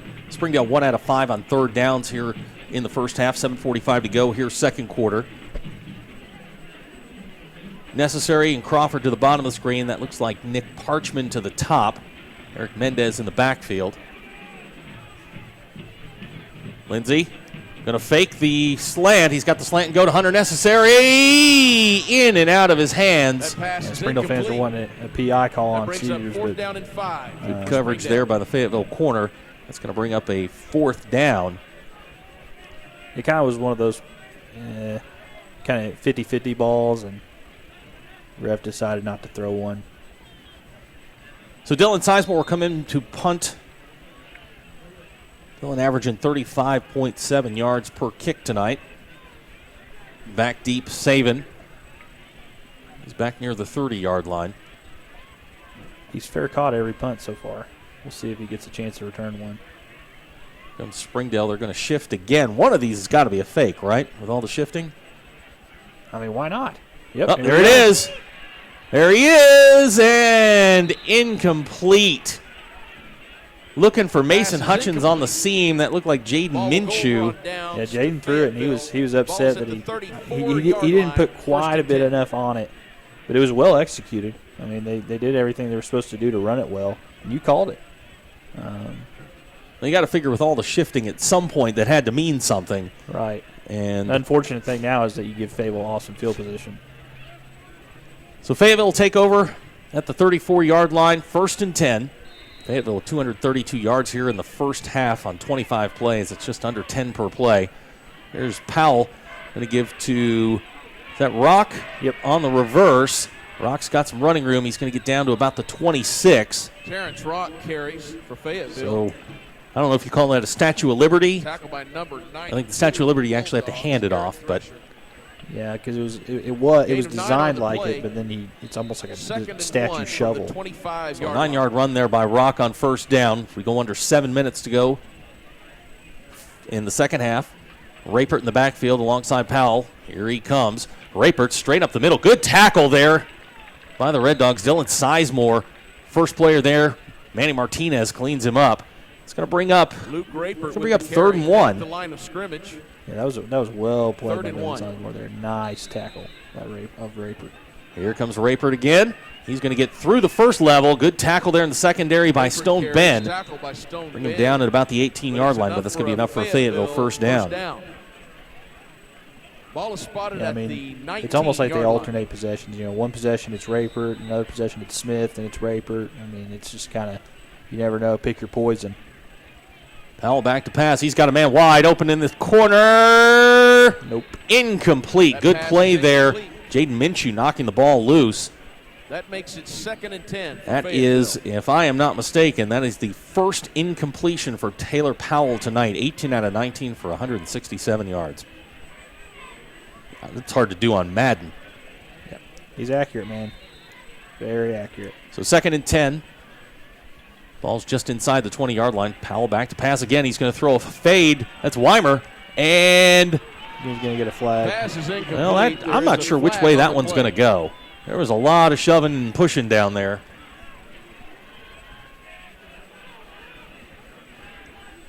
No, and of course, nobody's moving, which doesn't help us tell you which way it's going. Pass interference. Yeah, they did call it on Called against Springdale. Capone Wise. I saw Weimer give him a shove, and then I guess they got the second shove.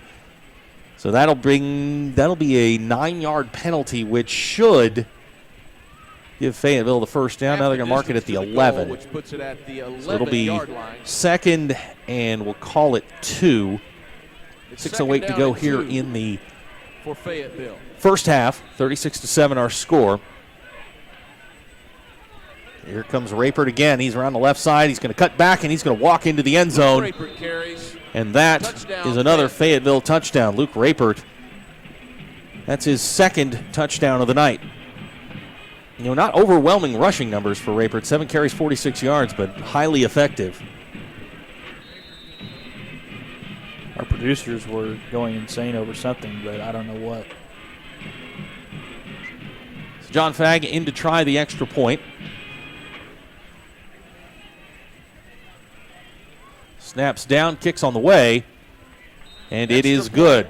So with 6:02 to go here in the first half, our new score, Fayetteville 43, Springdale 7.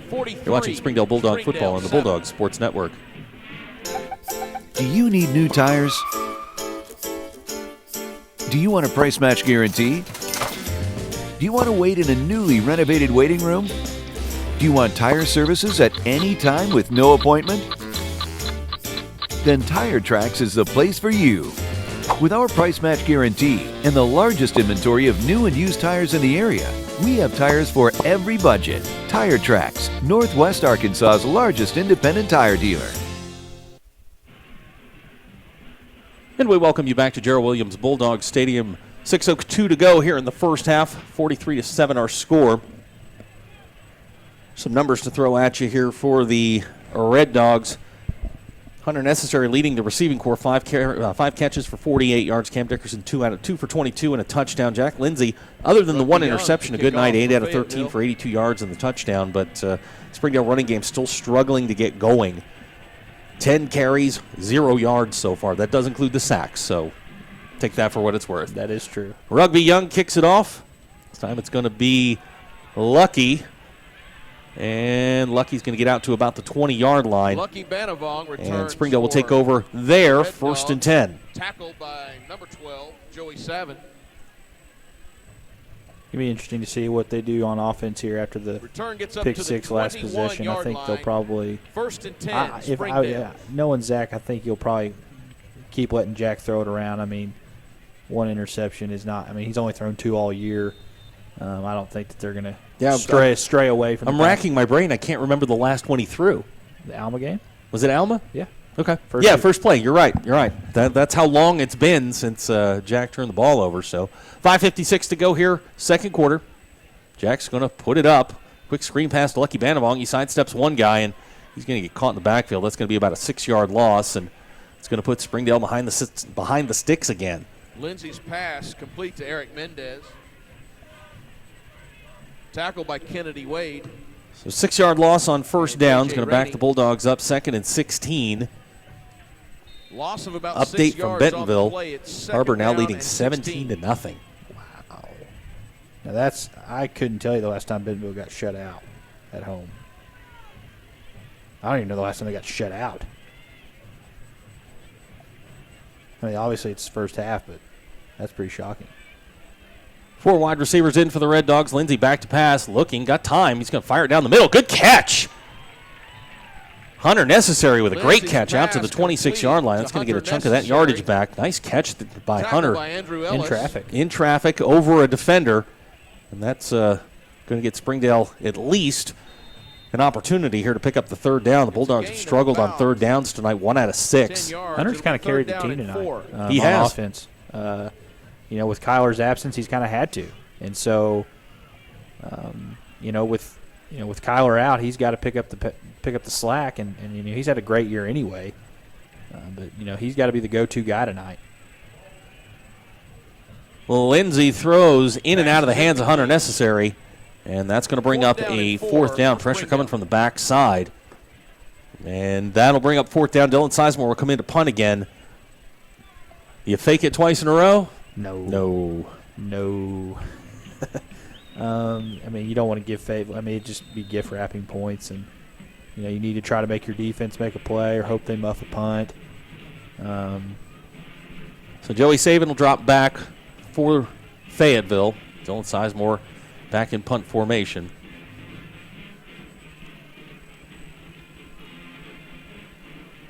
Snaps high over Dylan's head. Dylan's running. He throws to Jaden Minshew, who is tackled at the 11-yard line. Well, it was actually a very heads-up play by Dylan to shovel it for Fayetteville. Because it could have been a touchdown recovery. If Dylan gets hit hard and fumbles, that could have been returned for a touchdown. So actually wise there to get the ball to Jaden and hopefully, at least make it not as bad. So Fayetteville will take over on the 11-yard line. 1st and 10, 4:23 to go here in the first half. 43-7 our score. See a fade route here, I think. Powell back to pass. Plenty of time. Going to throw and knocked down by Capone Wise. Thought he was going to get that one. I called the pass, but not in the fade. It could have been. Really should have been picked off. Yeah, Capone got his hand on it. It was a little post corner. Yeah, Taylor telegraphed it the whole way. It's probably the first time all night he's done that. Powell back to pass again. Going to throw a quick screen over the middle. That's Smith. Sidesteps one tackler, running down to, looks like they're going to mark him at about the 5-yard line, and that's going to bring up a 3rd down. Interesting call running a screen that close to the goal line, but effective 6-yard pickup. I have a phrase for that, but I will refrain from using it. So 3rd and 3, they can pick up the 1st down at the 1-yard line. Powell has Smith in the backfield.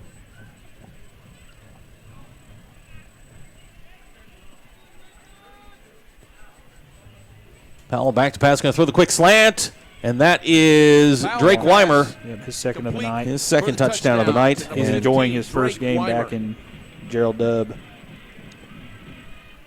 So that touchdown will push the lead to 49-7. With 4:06 to go here in the second quarter.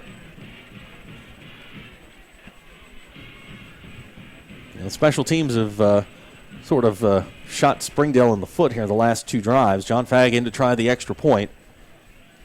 Snaps down, kicks on the way, and it is no good. Yeah, I didn't think it looked good at all. It looked like one of my drives, straight left.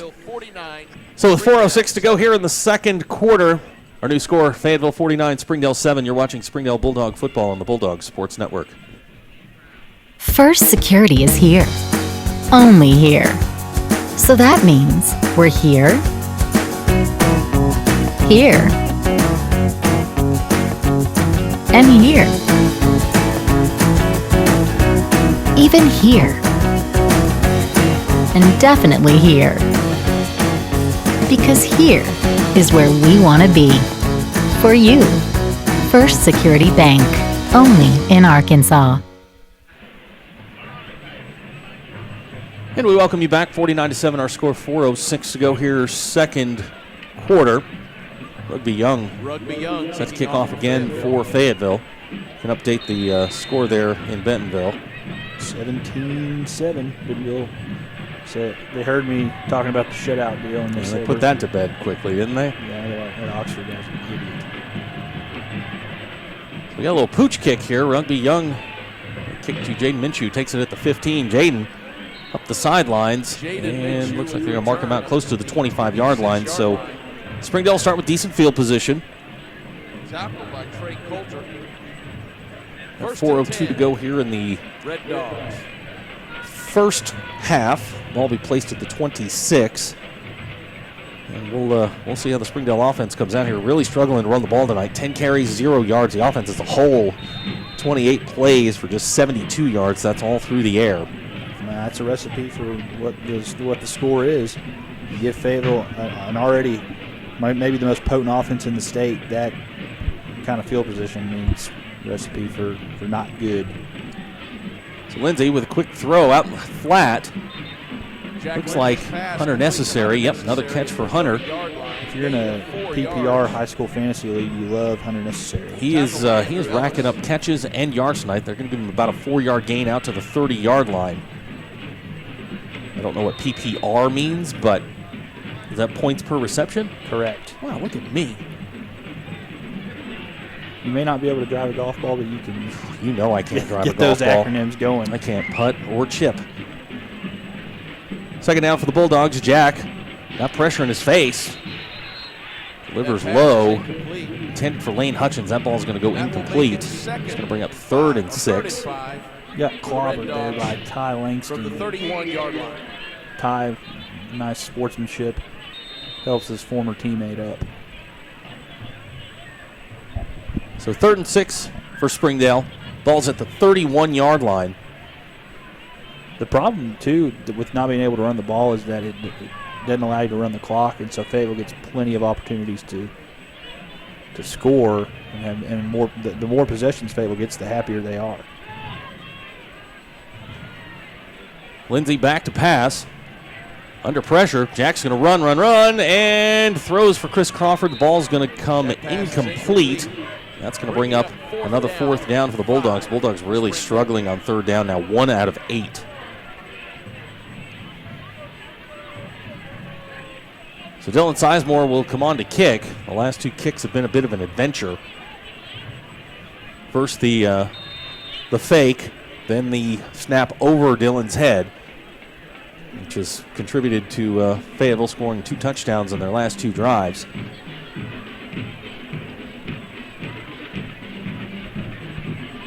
Got Lucky and Capone Wise to the bottom of the screen. Good snap this time. Dylan gets the kick away. Low line drive. Saban's going to chase it, but let it go. And it'll get a nice Springdale roll down to the, we'll call it the 14-yard line. So good kick there by Dylan. Fayetteville will take over deep in their own territory at the 14-yard line. Dylan going to help his average out there. It's a 54-yard punt by Dylan Sizemore. Dylan 4 punts tonight, 40.3-yard average. It's pretty good. Yep. When he gets a good snap, he can boot the thing. So Powell back in to direct the Fayetteville offense. Smith in the backfield with him. It's Rock in motion. They're going to fake it to him. Powell back to pass. Looking downfield, he's got all kinds of room. There is nobody on this side of the field. Powell still running. He's going to get out of bounds at the 35-yard line. It's the first time he's run the football tonight. Gets Fayetteville out of the shadow of their own goal line. He's not Johnny Manziel, but I mean, he's got a little bit of escapability. They're probably not going to do many design runs for him, that's for sure. 19-yard pickup on the play. Powell back to pass, fires over the middle. He's got Garland Allison down the sidelines. Allison still running. Down to the 25, the 20, still fighting his way in, and he is going to get inside the 5-yard line. Looks like they'll mark him out at the 4. And that is going to be another Fayetteville first down. It looked like Springdale had that defended. But Garland Allison gets away for a big gain. He's had a couple of big plays tonight. It's Allison's second catch now, 75 yards. Powell in the backfield with Smith. They're going to give it to him. Powell's going to keep it and walk into the end zone. So with 2:30 to go. Well, that shoots my they won't design a run for him to be out the window. That goes out the window, but Powell's 4-yard touchdown run is going to extend Fayetteville's lead to 55-7.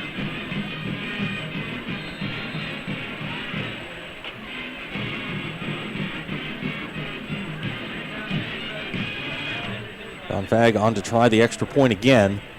Had kind of a rough night kicking extra points. Yeah, he has. He's the son of the associate AD at Arkansas. Kicks on the way and good. So with 2:31 to go here in the first half, our new score, Fayetteville 56, Springdale 7. You're watching Springdale Bulldog football on the Bulldog Sports Network.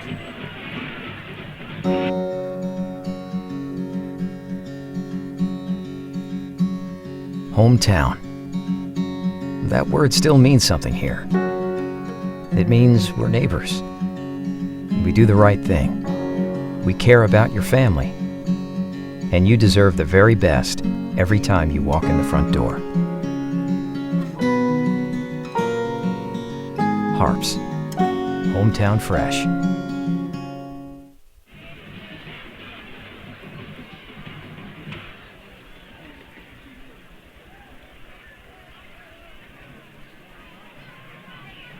And we welcome you back to Gerald Williams Bulldogs Stadium. 2:31 to go here in the first half. Rugby Young on to kick again. Halftime score up in Bentonville. Har-BER leading Bentonville Tigers 17-7. You have any of the other scores, the Rogers scores? Number 27, William Dellery. And while he does that, Rugby Young will kick off. Another short kick. Jaden Minshew going to field it at the 9. And Jaden will fight his way up to the 24-yard line. So Springdale will take over at the 24, 1st and 10, trailing 56-7. Southside's up 16-0 on Rogers at half. Well, that's kind of a surprising score. I guess I would have expected Southside to have blown that one open. Yeah, not blown open yet. And I'm looking for the Northside Heritage score. It is Northside 13, Heritage 0 at half. So 2 shutouts in the battle of Rogers and Fort Smith.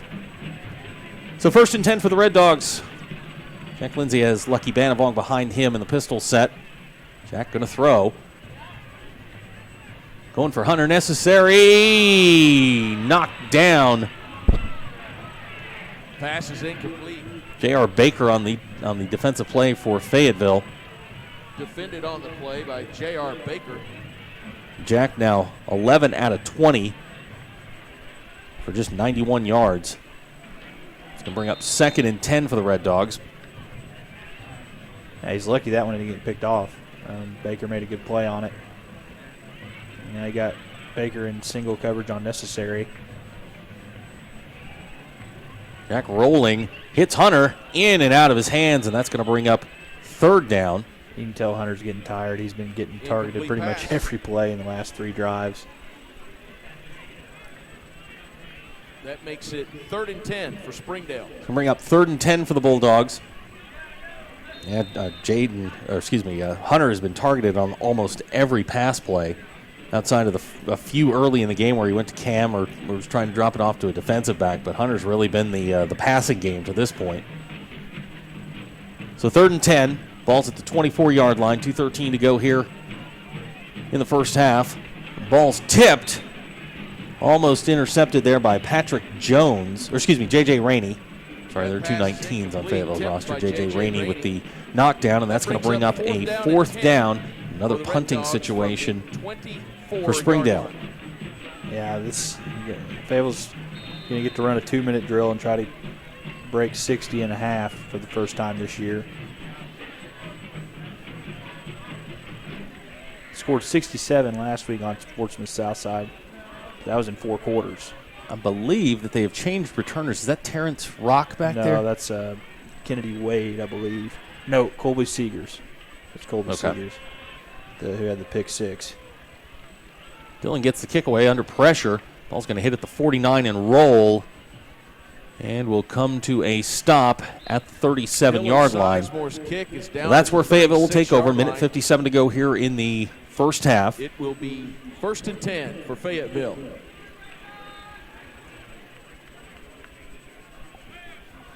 Taylor Powell will bring the offense out. Luke Rapert's going to be in the backfield. No Taylor. He's out. Oh, no. It looks like they're going to – Weimer. Drake Weimer's going to play quarterback. Now, is he the normal backup quarterback? Yes. Since Jack transferred, he is. So you got Drake. Yep, we've got motion down here. That's movement down here. That's going to be a false start against Fayetteville. And that will back Purple Dogs up 5 yards. That's a 5-yard penalty against Fayetteville with 354 yards here in the first half. From the 31-yard line. Taylor Powell, 21 out of 23 for 239 yards. Weimer on the keeper. He's going to throw. Got a man, and they're going to say that was incomplete. Good coverage over there by Kenny Lane. Pass goes out of bounds. It's incomplete. So that'll bring up second and 15 for Fayetteville. 1:49 to go here in the first half. That's Rapert in motion. Weimer fakes it, and now he's going to run. Boy, he is a load. Bounces off one defender, and it's going to carry the ball up to the 39-yard line. For Fayetteville. Yeah, he's like gain of about 7 on the play. Trying to give a good comparison. Tebow. Yeah, tackle by a little Sam bit. Robinson. Not left-handed, but yeah. It's 3rd down, 7. Weimer with the play fake. He's going to run. He's looking. He's got Morris over the middle, and he drops it. He was wide open. Springdale's going to get a break. They're going to get the football back. Yeah, they're forced their first punt of the night. Good play by the defense. Best defense is bad offense. It always helps. So 1:21 to go here in the first half. Back deep for the Bulldogs. New returner, Chris Crawford. John Fagg back he's had a busy night.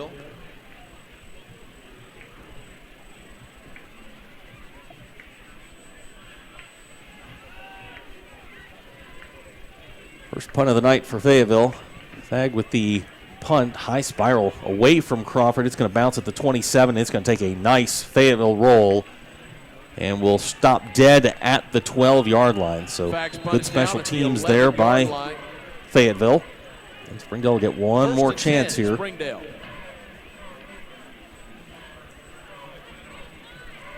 So with 1:09 to go here in the second quarter, 56-7 our score. And just for those who are not familiar with the rules, we will have a running clock in the second half. Yeah, Jimmy may get his score right on the head. He had 56-14. So Jack Lindsay brings the offense back on the field. Looks like Cam and Dillon, dual tight end set. Lucky Banavong in the backfield.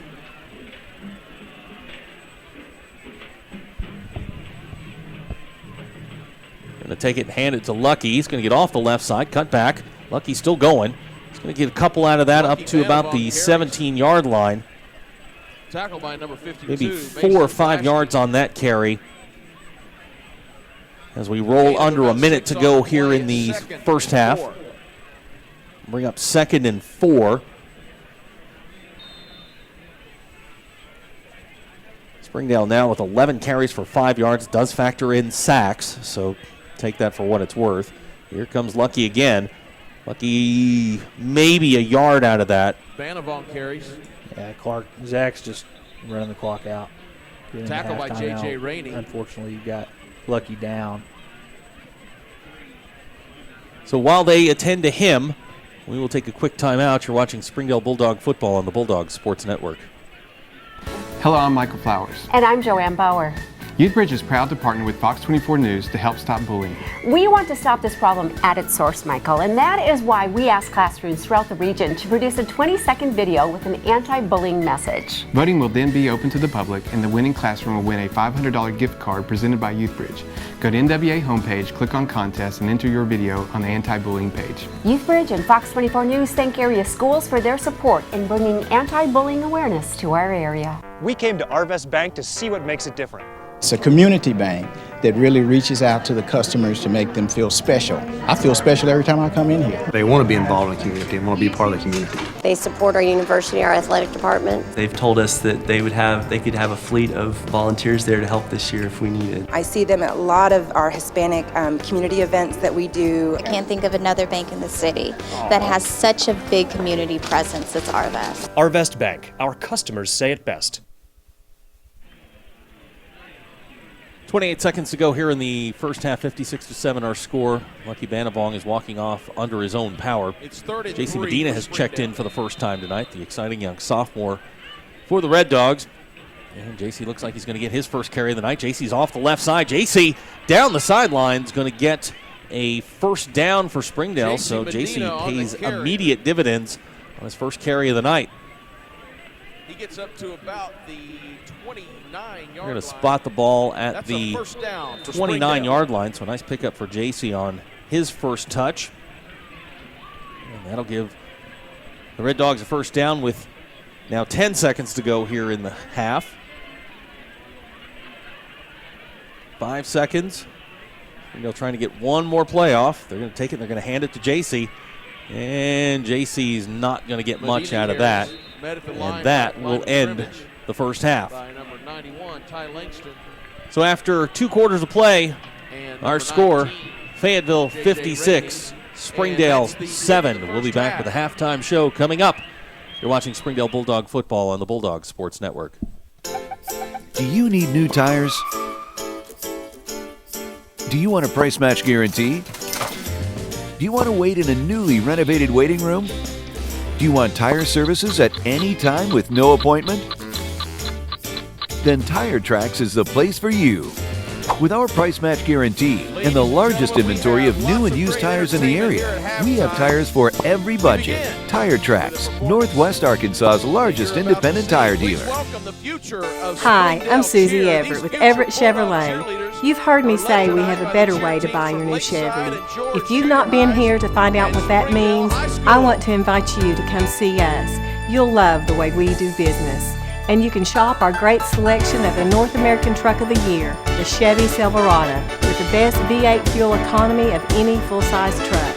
Family owned, customer friendly, Everett Chevrolet in Springdale, I-49 at Elm Springs Road. First Security is here. Only here. So that means we're here, here, and here. Even here. And definitely here. Because here is where we want to be for you.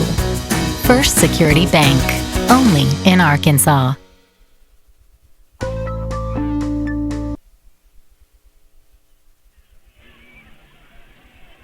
Our halftime score, Fayetteville 56, Springdale 7. Derek and I will be back with stats and analysis coming up after the halftime show. You're watching the Springdale Bulldog halftime show on the Bulldog Sports Network.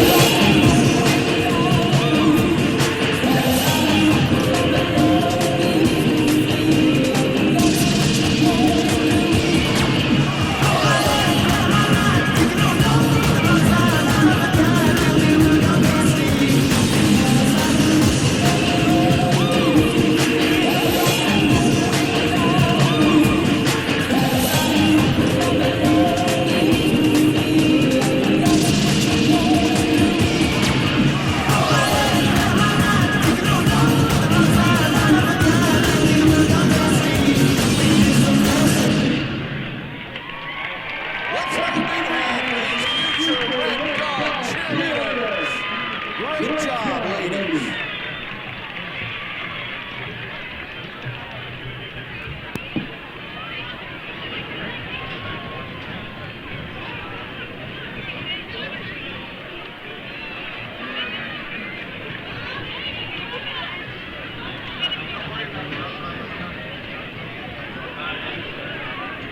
And now, ladies and gentlemen, the Springdale High School Pom Squad.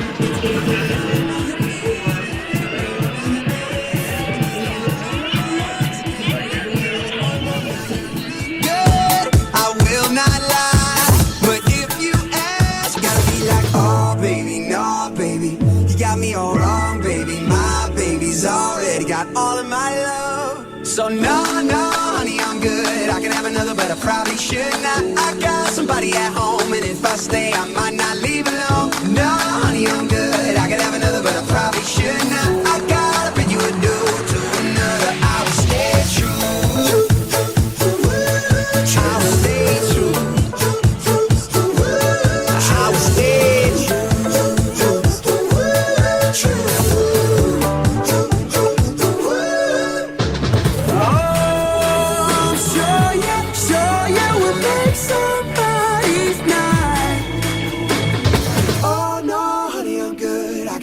But I probably should not. I got somebody at home, and if I stay, I might not leave alone. No, honey, I'm good. I could have another, but I probably should not. I gotta bid you adieu to another. I will stay. No, honey, I'm good. I could have another, but I probably should not. I got somebody at home, and if I stay, I might not leave alone. No, honey, I'm good. I could have another, but I probably should not. I gotta bid you adieu to another. I will stay true.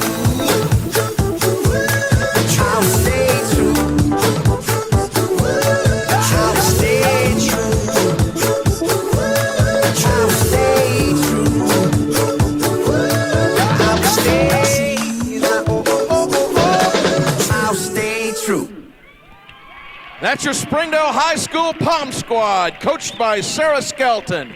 Great job, ladies.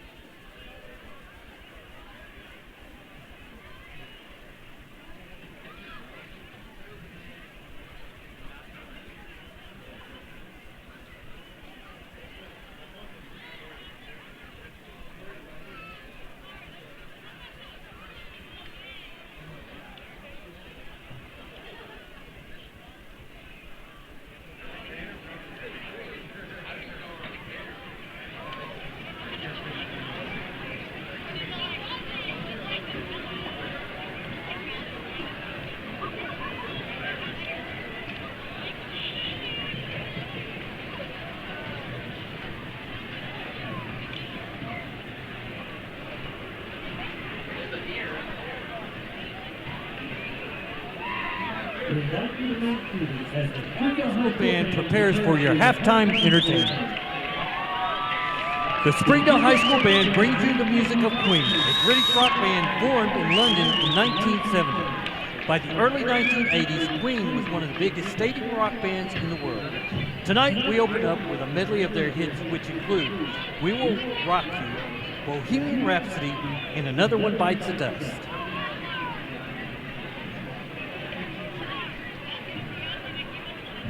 And now, under the field direction of drum majors Hawk Dykes, Jacob Hart, Katie Steer, and Ethan Adams, music in motion by the Springdale High School Marching Bulldog Band.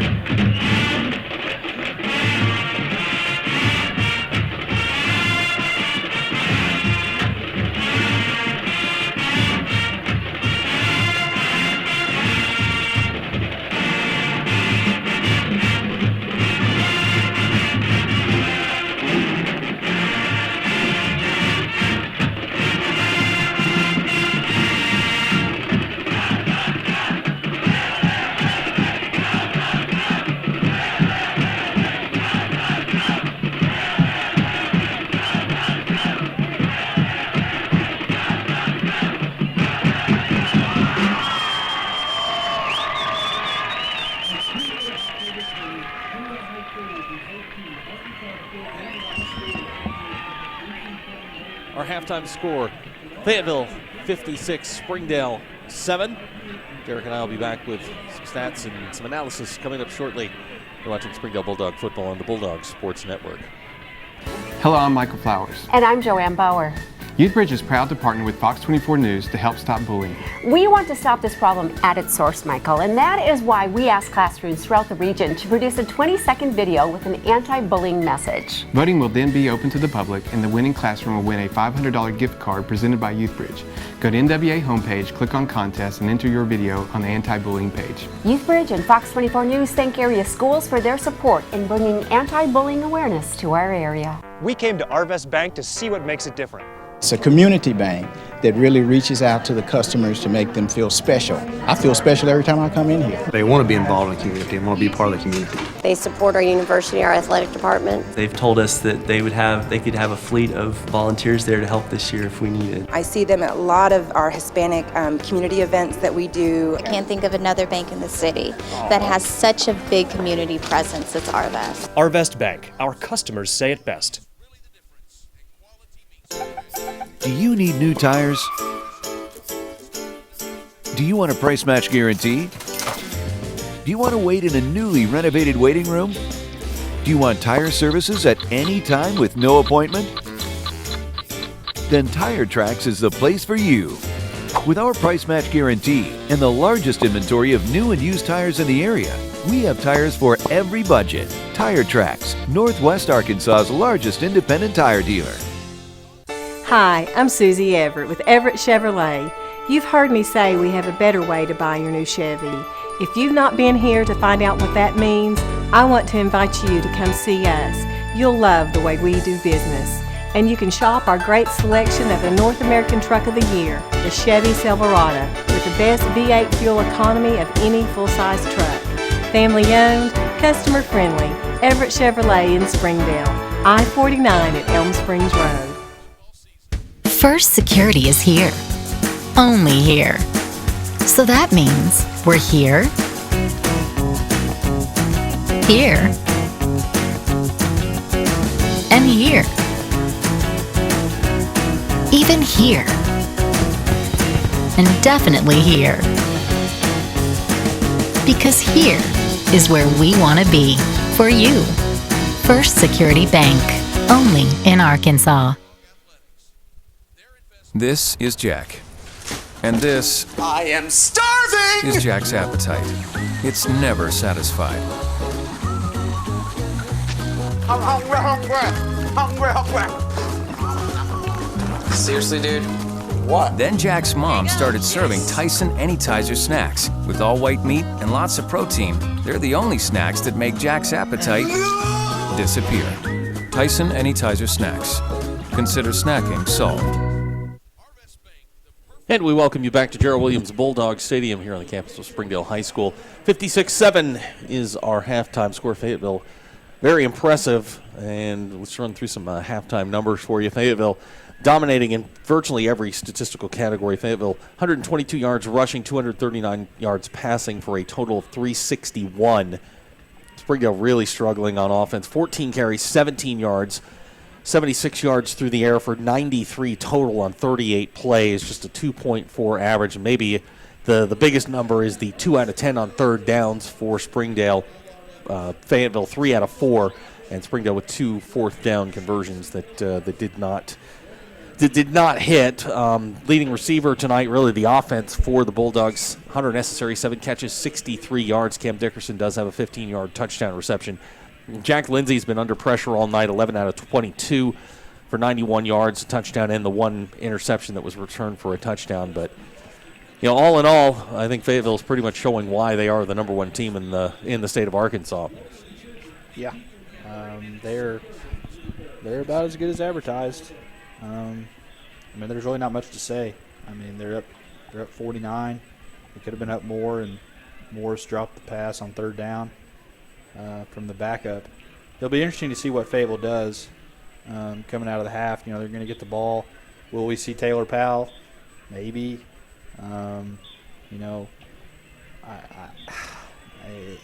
Rivalry game like this, I don't know. With the Darryl and Zach, angle. I don't know what they're going to do here. I think it'll be interesting to see who's at quarterback on that first Fayetteville drive. And for Springdale, I mean, you're already playing with, a lot of guys hurt. Really, the key is going to be get out of this game without any more injuries, and that's really all you can ask for. We will have a running clock here in the second half, and just let's take a trip around the conference here. We can update the score from Bentonville. Har-BER leads 17-7, but Bentonville is driving. They've got the ball on the 23-yard line and are moving into the red zone. And you had some scores from the Rogers Fort Smith Schools games. Yeah, Northside is up 19-0, and I guess maybe I would have thought maybe the Mounties are starting to come around a little bit. And I think, let's see, Southside is up 28-7. Okay, they've blown that one open. So the favorites in those games doing about what we expected here. We're about a minute and 20 seconds from kickoff here in the second half. We're going to take a quick break. Derek and I will be back with the second half. You're watching Springdale Bulldog football on the Bulldog Sports Network. Welcome home to Lindsay Living. From value-packed basic apartments with appliances and washers and dryers to resort-style apartment living on golf courses with fabulous amenities, you'll love where you live and play. Visit lindsaymanagement.com to apply online and see photos, rates, and floor plans for all locations we manage throughout Arkansas and in surrounding states. Hi, I'm Susie Everett with Everett Chevrolet. You've heard me say we have a better way to buy your new Chevy. If you've not been here to find out what that means, I want to invite you to come see us. You'll love the way we do business. And you can shop our great selection of the North American Truck of the Year, the Chevy Silverado, with the best V8 fuel economy of any full-size truck. Family owned, customer friendly, Everett Chevrolet in Springdale, I-49 at Elm Springs Road. So we're about ready to start the second half. Springdale's going to kick off to Fayetteville, and you'll get the answer to your question right away as to who is the quarterback that will come out. John Batista tees it up, and we can update the score from Bentonville. Bentonville has scored and now leads, Har-BER now leads 17-14, and they are about midway through the third quarter. We'll keep you up to date on that as we're going along. So again, we will have a running clock here in the second half. 56-7 our score. Back deep for Fayetteville. Derek, you've got a better look at those numbers than I do. That's number 21. It's Harrison Shipley. And on the far side, that's number 17, Cody Gray. Yeah, those are definitely reserves. So we'll see how far Darryl Patton goes into his bench here. John Batista ready to kick off for Springdale.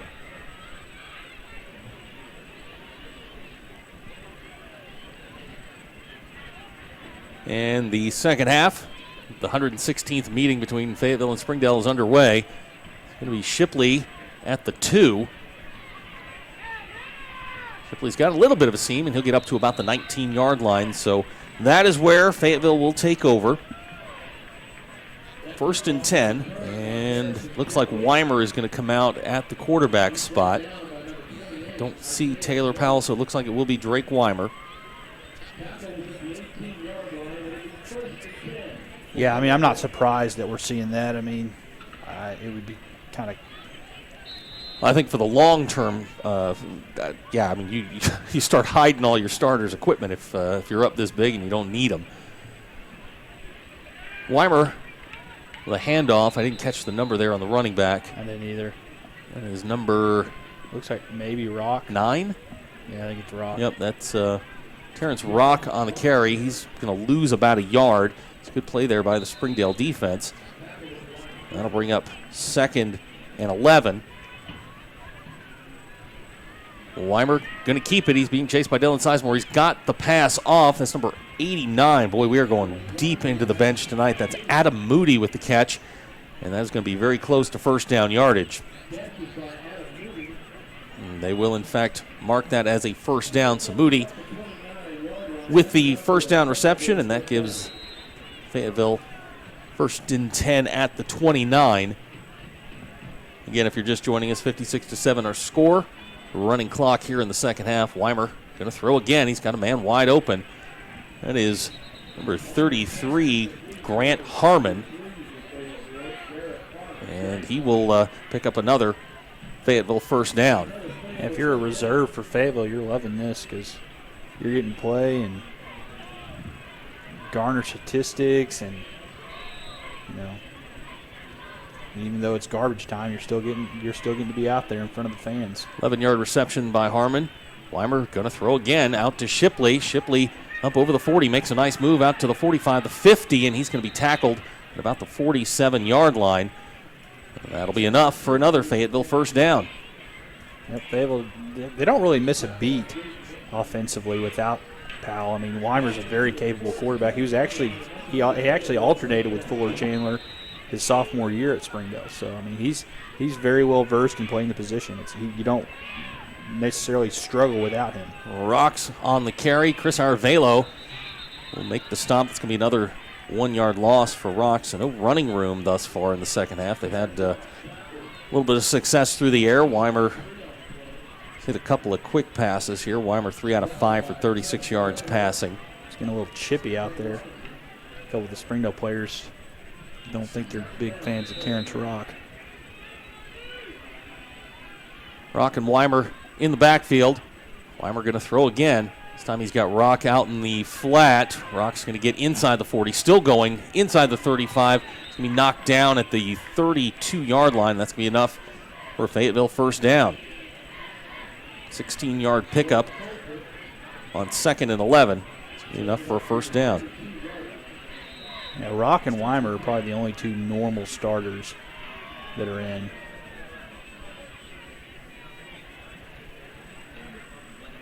Weimer going to throw again. Down the middle. And we're going to get pass interference. That's going to be the second pass interference penalty on Jaden Minshew. And that will give Fayetteville a first down inside the 20-yard line of the Red Dogs. So the clock running, 8 minutes to go, 56-7 our score.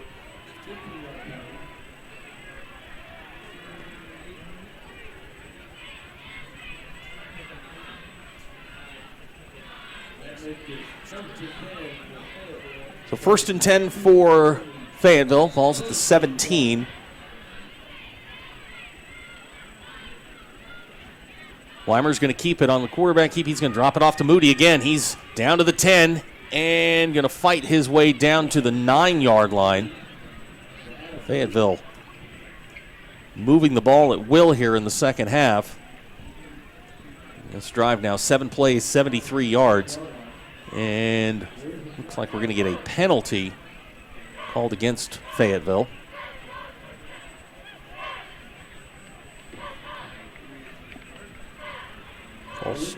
False start on Fayetteville. That will back them up to the 22. And here they go.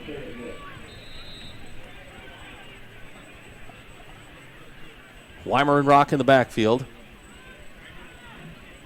Weimer, straight drop, got the screen set up. That's Rock. Cuts back at the 25. He's got room, plenty of room down the sidelines to about the 5-yard line. Good call there on the screen pass, and Rock's going to get it down where it'll be 1st and goal for Fayetteville. Yeah, they're probably just going to give him another carry here. Here comes Rock straight ahead, going to fight his way down to about the 1-yard line. That's where Springdale will stop him. That'll bring up 2nd and goal.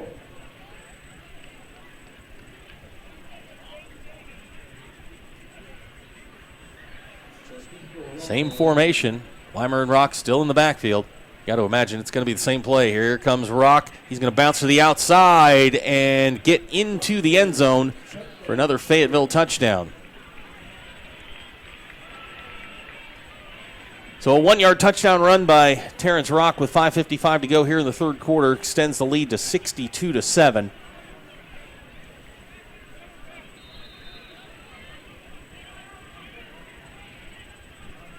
John Fagg in to try the extra point again.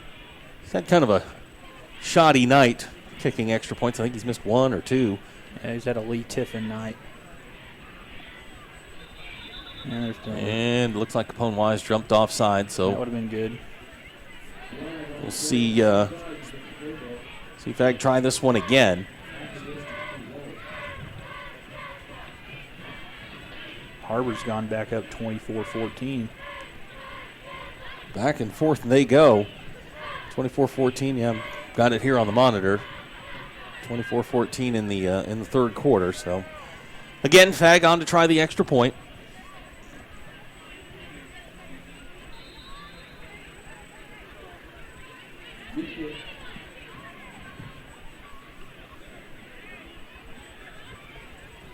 Snap's good. Kick is on the way, and it is good. So with 5:43 to go here in the third quarter, our new score, Fayetteville 63, Springdale 7. You're watching Springdale Bulldog football on the Bulldog Sports Network.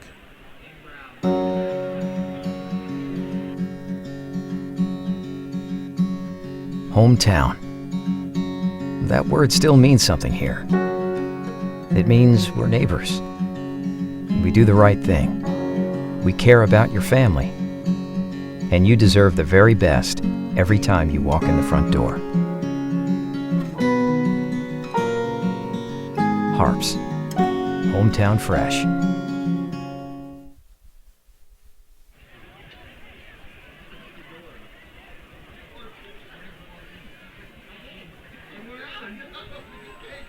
(63-7) our score. Springdale about to get the ball for the first time here in the second half. Rugby Young set to kick off. Back deep for the Bulldogs. Lucky Banavong, J.C. Medina, and Jaden Minshew.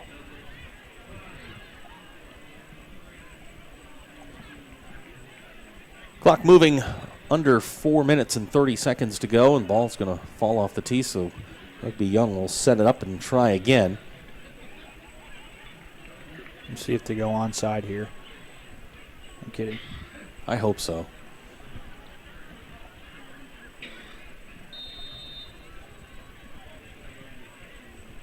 So Young set to kick off. It's going to come to Jaden Minshew at the 12. Jaden, and the ball's loose and recovered at the 21. Johnny on the spot was Dylan Sizemore. Dylan Sizemore with the recovery. And the Bulldogs will take over at the 21-yard line. Again, the clock moving now, 3:40 to go here in the third quarter.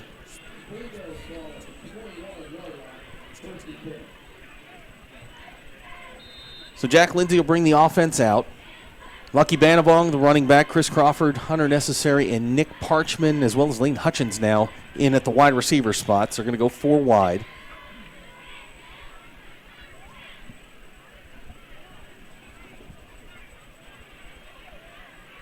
That's Hunter in motion. Here comes the shovel pass they had success on in the first half. Lucky will get a couple of yards, maybe 4 out of that. That's a play they ran there in the first half. Had a nice play on. This time it'll get about 4. That'll bring up 2nd and 6 for the Bulldogs. You know, for Zach Clark at this point, this is about just building chemistry and getting reps at this point.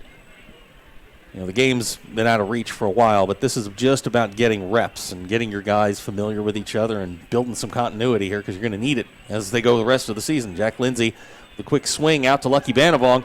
Lucky cuts back, another cut, and gets, we'll call him up to about the 33-yard line. It's going to be enough for a Springdale first down. Be nice to go down and get another touchdown. Get the guys some confidence. J.C. Medina checks in. Jack now 13 out of 2,403 yards, does have the 1 touchdown on the night. J.C. Medina in the backfield. So we tick under 2 minutes to go here in the third quarter. Jackson will fumble the snap, just try and take off and get not much there. Well, when it rains, it pours for the Bulldogs. It's going to be a loss of about 3. Bring up second and long. Yeah, that's been their Achilles heel tonight. Is anytime they get a positive play, they just one step forward, 2 steps back. Yeah, they go backwards. And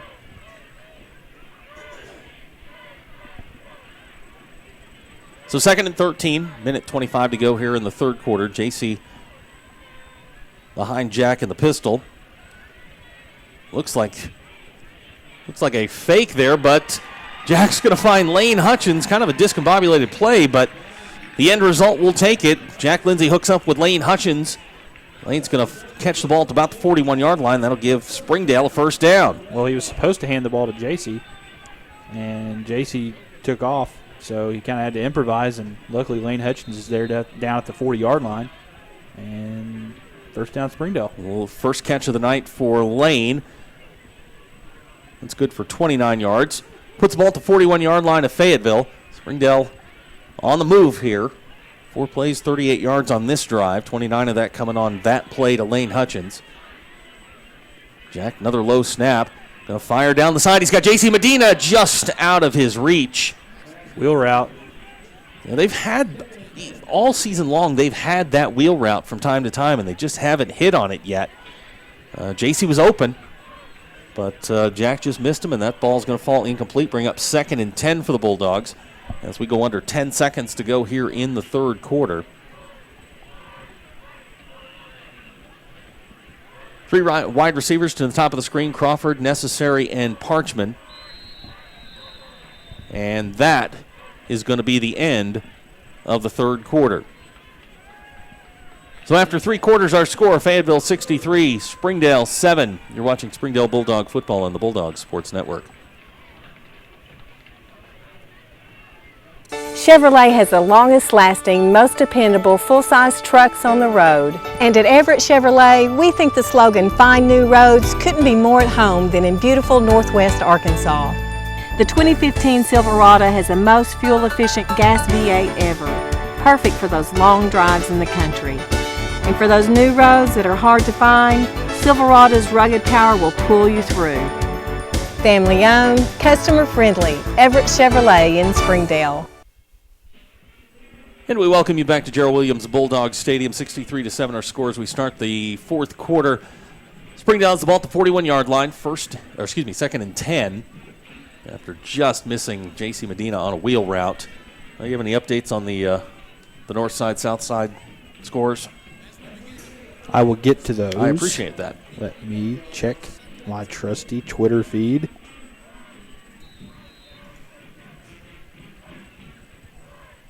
J.C. Medina takes the handoff, and he is going to get absolutely nothing. Yeah, Northside's up 22-0 on Rogers Heritage. That Northside defense, man, they finally put it together. Well, when you have D1 players at each level, you should. We can update the score from Bentonville. It's now HAR-BER 24, Bentonville 21. Looks like they're about to go to the fourth quarter there. Yeah, Southside's up 28-7 early in the fourth, so they're going to roll their way to a win over Rogers High.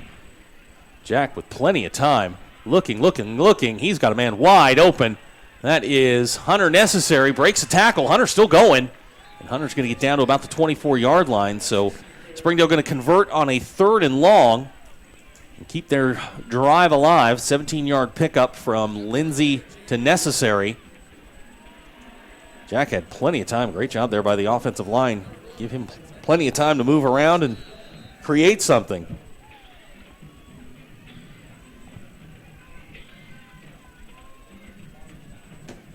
So 1st and 10 for the Bulldogs at the 25-yard line. 10:45 to go here in the fourth quarter. Jack Lindsay directing traffic here. He's now got 2 tight ends in. That's Dylan Bible and Cam Dickerson. Comes Necessary in motion. They're going to fake it to him. Oh, he's got big Cam down the middle. And almost intercepted. That ball was just a little late. That's the play they scored on in the first half. And there's a flag on the play, too, so. Flag in the backfield. That's the second time tonight that it looks like we're going to get maybe a roughing the passer. Yep, roughing the passer will be the call. J.R. Baker dropped an interception, but it wouldn't have mattered because of the roughing the passer. So that's going to put the ball at the 10-yard line. Springdale with a 1st and 10 now at the 10. Clock moving with 10:07 to go here in the fourth quarter. Jaden Minshew checking in at the wide receiver spot for the first time tonight. And there seems to be some confusion here. Play clock down to 8, 7, 6, and Springdale's going to call a timeout. So we will take the timeout with them. 9:48 to go here in the fourth quarter. 63-7 our score. You're watching Springdale Bulldog football on the Bulldogs Sports Network. Hello, I'm Michael Flowers. And I'm Joanne Bauer. YouthBridge is proud to partner with Fox 24 News to help stop bullying. We want to stop this problem at its source, Michael, and that is why we ask classrooms throughout the region to produce a 20-second video with an anti-bullying message. Voting will then be open to the public, and the winning classroom will win a $500 gift card presented by YouthBridge. Go to NWA homepage, click on contest, and enter your video on the anti-bullying page. YouthBridge and Fox 24 News thank area schools for their support in bringing anti-bullying awareness to our area. 9:48 to go here in the fourth quarter. Springdale 1st and 10 at the 10-yard line. After picking up a roughing the passer call, Springdale will get first and 10 at the 10. Lucky Banavong in the backfield. Jaden Minshew, as I mentioned, checks in at the wide receiver spot. He's in the slot to the bottom of the screen. Lindsey takes the snap. Good protection. He's going to throw into the end zone for Cam Dickerson, and just a little high. Jack's just been a little off tonight. That'll bring up 2nd and 10. Just update Jack's passing stats. 15 out of 28 tonight. 148 yards. Does have the one touchdown to Cam Dickerson. He was looking for him again on that play. So again, the clock moving here in the fourth quarter. 9:20 to go. 2nd and 10 at the 10 for Springdale. It'd be nice to see them punch this in and get something positive going into next week. Next week we'll be in Bentonville. Lindsey with good protection, throwing down the middle, caught for the touchdown. Cam Dickerson with his 2nd touchdown of the night from 10 yards out. And Springdale punches it in. Cam Dickerson with a big night in high school fantasy. Completes a 9-play, 79-yard drive for the Bulldogs. Jack Lindsey with his 2nd touchdown pass of the night, both of them to big Cam Dickerson. Cam now with 3 catches for 32 yards and 2 touchdowns. John Batista in to try the extra point.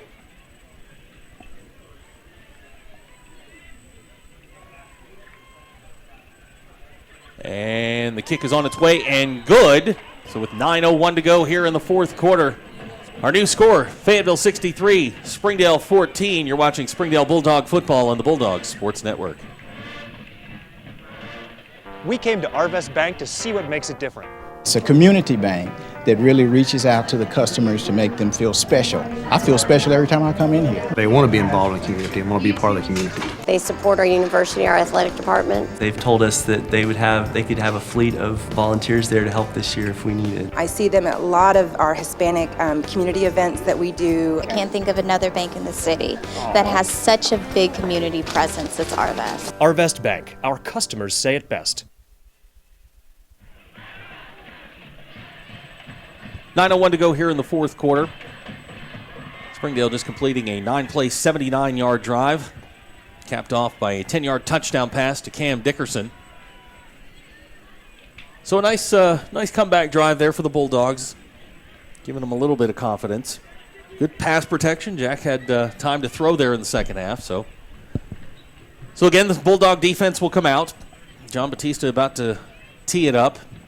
Back deep, Shipley, and again, you're going to have to help me with these numbers. You're better at this than I am. I believe that is number 3. 17. Is it 17? Boy, I am way off. That's right. Cody Gray. 3-17. 3-17. From that angle, it looked like a 3.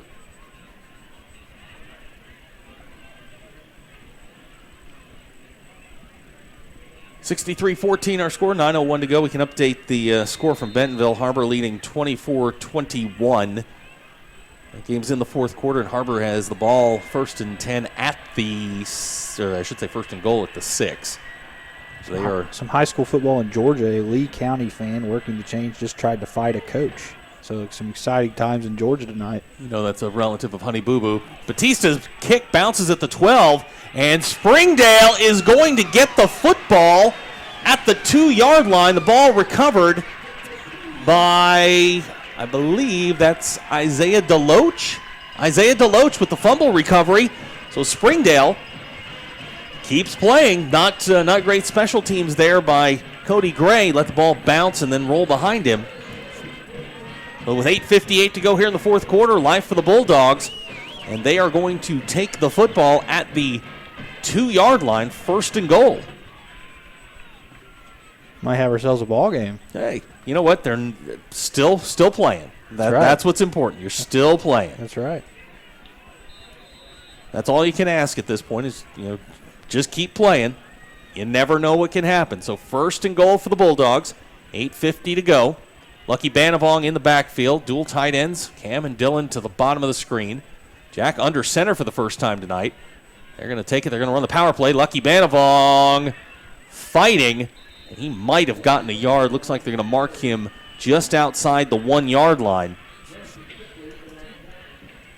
That's going to bring up 2nd and goal for the Bulldogs.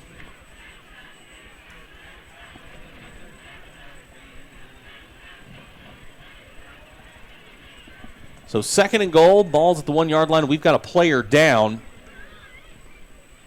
While they tend to him, we're going to take a quick break. You're watching Springdale Bulldog football on the Bulldog Sports Network.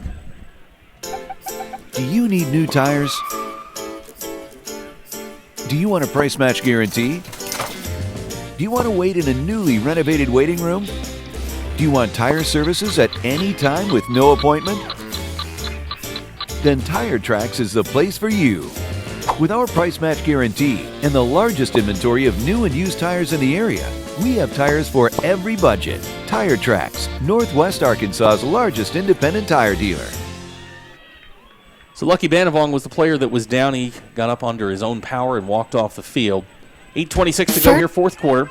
Springdale with a 2nd and goal at the 1-yard line. J.C. Medina has checked into the lineup. We haven't seen Eric Mendez in a while. I'm looking down here on the sidelines. I don't see him. Here comes J.C., and he is going to get stopped at the 1-yard line, so that's going to bring up 3rd and goal for Springdale. Credit the middle of that Fayetteville defense. Yeah, they don't want to give up any more points than they have. They gave up 21 last week in garbage time, and that's what if they give up a touchdown here, that's maybe what they give up. So 3rd and goal for the Red Dogs. Ball's marked just outside the 1-yard line. That's J.C. in the backfield. J.C. going to get in for the touchdown. J.C. Medina with his 2nd career touchdown from 1 yard out. And Springdale now trails 63-20. Good for J.C.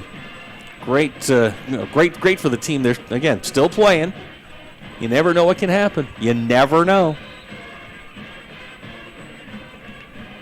7:42 to go here in the fourth quarter. Jason Medina's 1-yard touchdown run cuts the Fayetteville lead to 63-20, pending the extra point. John Batista in to try.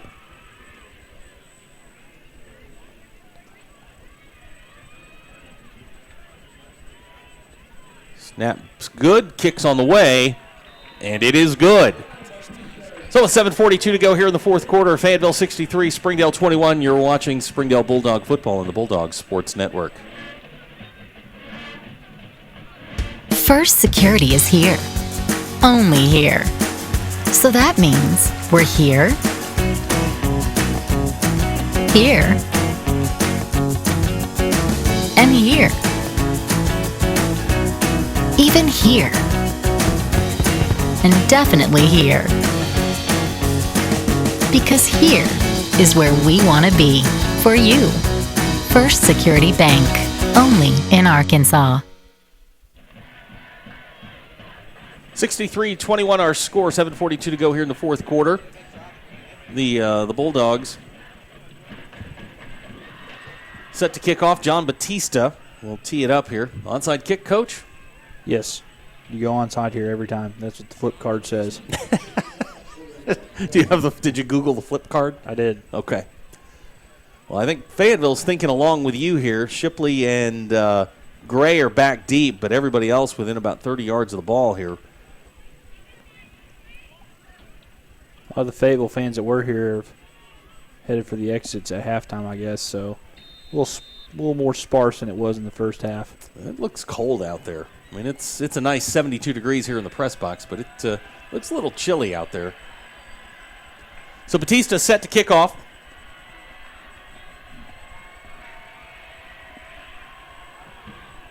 He's going to pop it high in the air. It's going to come down to an up back there at the 24, and he's going to get out to about let's call it the 34-yard line. So a 10-yard return. I think it's Eli Hale. I believe you are correct. That is Eli Hale. So 10-yard return for a defensive lineman. That's a defensive lineman's dream. So Fayetteville will take over 1st and 10 at the 34-yard line. 7:20 and counting here in the fourth quarter. Weimer and Rock, the two stalwarts there on the drive in the third quarter, they will be in the backfield. Looks like Fayetteville's going to try to get to that 70 mark. Here's Weimer on a quarterback keep. Nice move, but he is going to be hemmed in and stacked up by the Springdale defense. Francisco Pantoya on the stop. First time we've called his name tonight. Weimer's going to lose about a yard. That'll bring up 2nd and 11. A good play there for the Springdale defense. Some subs now into the game for the Springdale defense. Hank Hickman, Eric Galdamez, Reed Godinay all in on the defensive line. See Mason Hutchins in at a linebacker spot. Weimer going to give to Rock. Nice spin move, and Rock's going to be knocked down at the 40-yard line. On the tackle for the Bulldogs is Enrique Ambriz. First time we've called his name tonight, so we're seeing some guys that we haven't seen quite yet. 7-yard pickup for Rock's going to bring up a 3rd and 4 for Fayetteville. 6 minutes to go here in the fourth quarter. Weimer going to throw. He's got a man right down the middle. That's Shipley. And Shipley going to fight to, we'll call it the 48-yard line. It's going to be enough for a Fayetteville first down. Yeah, Fayetteville trying to score the most points anybody scored on Springdale this year. They gave up 63 in that season opener to Greenwood. But they may run out of time with this running clock. Weimer going to hand to Rock. He's got a hole off the right side, and Rock is off to the races. Or not. Terrence Rock in for the touchdown. 47-yard touchdown run for Terrence Rock. And Fayetteville will extend their lead to 69-21. Rock now with 7 carries tonight, 67 yards and 2 touchdowns, both coming here in the second half. Now John Fagg will come in to try the extra point into the Springdale band.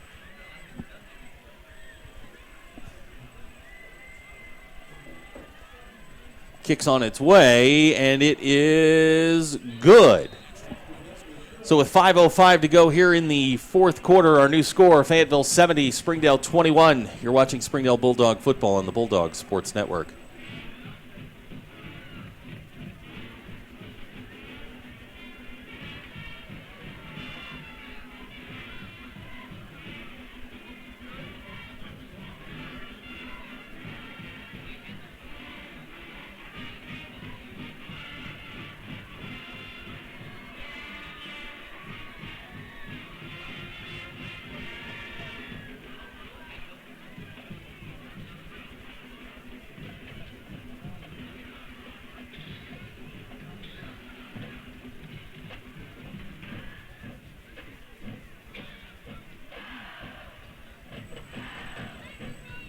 .4:15 to go here in the fourth quarter, 70-21 our score. Springdale will get the ball probably for the last possession here. Rugby Young set to kick it away, back deep for the Bulldogs. Minshew, Stone Bend now back deep, along with J.C. Medina.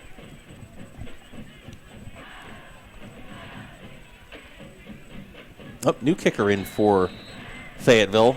Spencer Crockett set to kick off. Another score of interest you want to give out? Go ahead. Jaden Minshew going to take the ball at the 6-yard line. Jaden running, and he is going to be hemmed in at the 10-yard line. And that is where Springdale will take over. Yeah, the Shiloh Saints are losing 62-33 to the Prairie Grove Tigers. If Prairie Grove gets a touchdown here, there's 11 minutes to go in the game. If they get a touchdown and a 2-point conversion, they'll put 70 on Shiloh.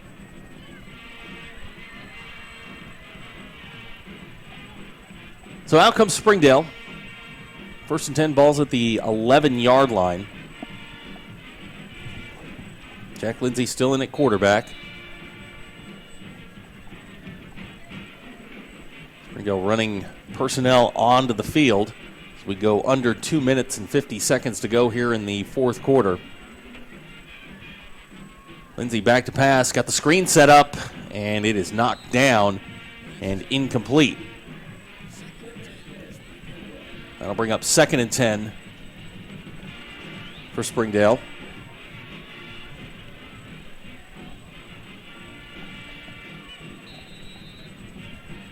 2:23 and counting here, and next week, partner, we head to the great Bentonville. That's going to be a it's going to be a pissed off Bentonville team. It's going to be a team they just turned the ball over here. We've got the game on in the booth. They just turned the ball over. Harvard leads 31-21. But that is I've never been up there. I hear that's a heck of a facility. Lindsay back to pass, looking down the middle. He's got Hunter necessary, and it will fall incomplete. Good defensive play there by Samari Dobbins. And that will bring up 3rd and 10 for Springdale.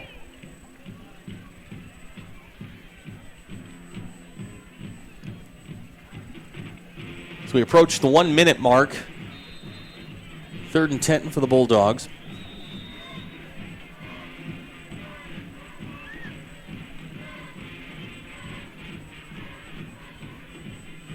Jack going to turn around and hand to J.C. Medina. He's up over the 15, and J.C. is going to get out near first down yardage. It's going to be very, very close. Looks like they're going to mark him at about the 21, and they are going to call that a first down. So J.C. Medina with a 10-yard pickup. J.C. leading the team in rushing tonight. 6 carries, 22 yards, does have the 1 touchdown. As we go under 1 minute to go.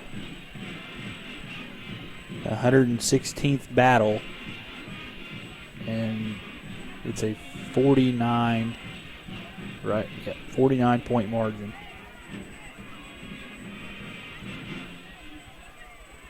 Lindsay going to throw again. He's got Hunter necessary wide open, and Hunter is going to get out to about the 33-yard line. That'll be enough for Springdale first down. So 12-yard pickup, Lindsay to necessary. Hunter having a really good evening. 9 catches, 91 yards. And this should be the last play of the night. Jack going to throw a quick bubble screen. That is Nick Parchman with his first catch of the night. Nick's going to get first down yardage out to the 44, and that should about do it.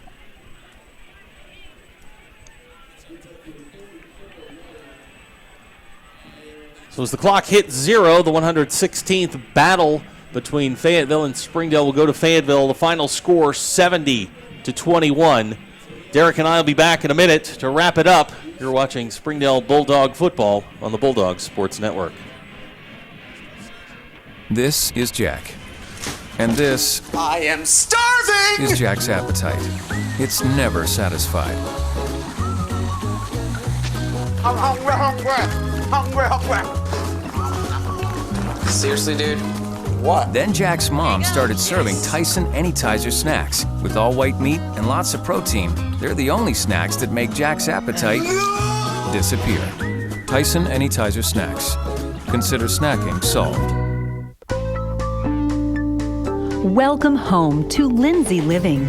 From value-packed basic apartments with appliances and washers and dryers, to resort-style apartment living on golf courses with fabulous amenities. You'll love where you live and play. Visit lindsaymanagement.com to apply online and see photos, rates, and floor plans for all locations we manage throughout Arkansas and in surrounding states. Hi, I'm Susie Everett with Everett Chevrolet. You've heard me say we have a better way to buy your new Chevy. If you've not been here to find out what that means, I want to invite you to come see us. You'll love the way we do business. And you can shop our great selection of the North American Truck of the Year, the Chevy Silverado, with the best V8 fuel economy of any full-size truck. Family owned, customer friendly, Everett Chevrolet in Springdale, I-49 at Elm Springs Road. Do you need new tires? Do you want a price match guarantee? Do you want to wait in a newly renovated waiting room? Do you want tire services at any time with no appointment? Then Tire Tracks is the place for you. With our price match guarantee and the largest inventory of new and used tires in the area, we have tires for every budget. Tire Tracks, Northwest Arkansas's largest independent tire dealer. We welcome you back to Gerald Williams Bulldog Stadium. Again, our final score tonight, Fayetteville 70, Springdale 21. Zach Arns, Derek Oxford here in the booth. Just want to run through some quick numbers for the Bulldogs. J.C. Medina led all Springdale rushers tonight with 6 carries for 22 yards. Hunter Necessary, a really good night, 9 catches, 91 yards. Jack Lindsay, 18 out of 33 tonight, 181 yards. Did have the 2 touchdown passes to Cam Dickerson. And, you know, Derek, as we spin this forward here, we knew this 5-week stretch was going to be rough, and the injuries certainly don't help. But looking forward here, you're going to play a Bentonville team that's going to looks, or at least appears to be, coming off a loss. As we head up next week to Bentonville. Yeah, Bentonville's going to be an angry team playing at home. Got their 14-game winning streak snapped, it appears. Tiger Stadium's going to be rocking. They know that another loss, they can't afford any other losses. They'll already have one, and if they take a second loss, they have no shot at a bye. So they have a lot to play for next week. Hopefully they'll get Kyler back next week, and that'll change the offense up a little bit. They'll be able to be more dynamic. Tonight they just couldn't get anything going on the ground, and Fayetteville's just clearly the best team in the state. Well, we will be on the air next week at 6:30. Game time 7:05 from Bentonville. Again, tonight our final score: Fayetteville 70, Springdale 21. You've been watching Springdale Bulldog football on the Bulldogs Sports Network.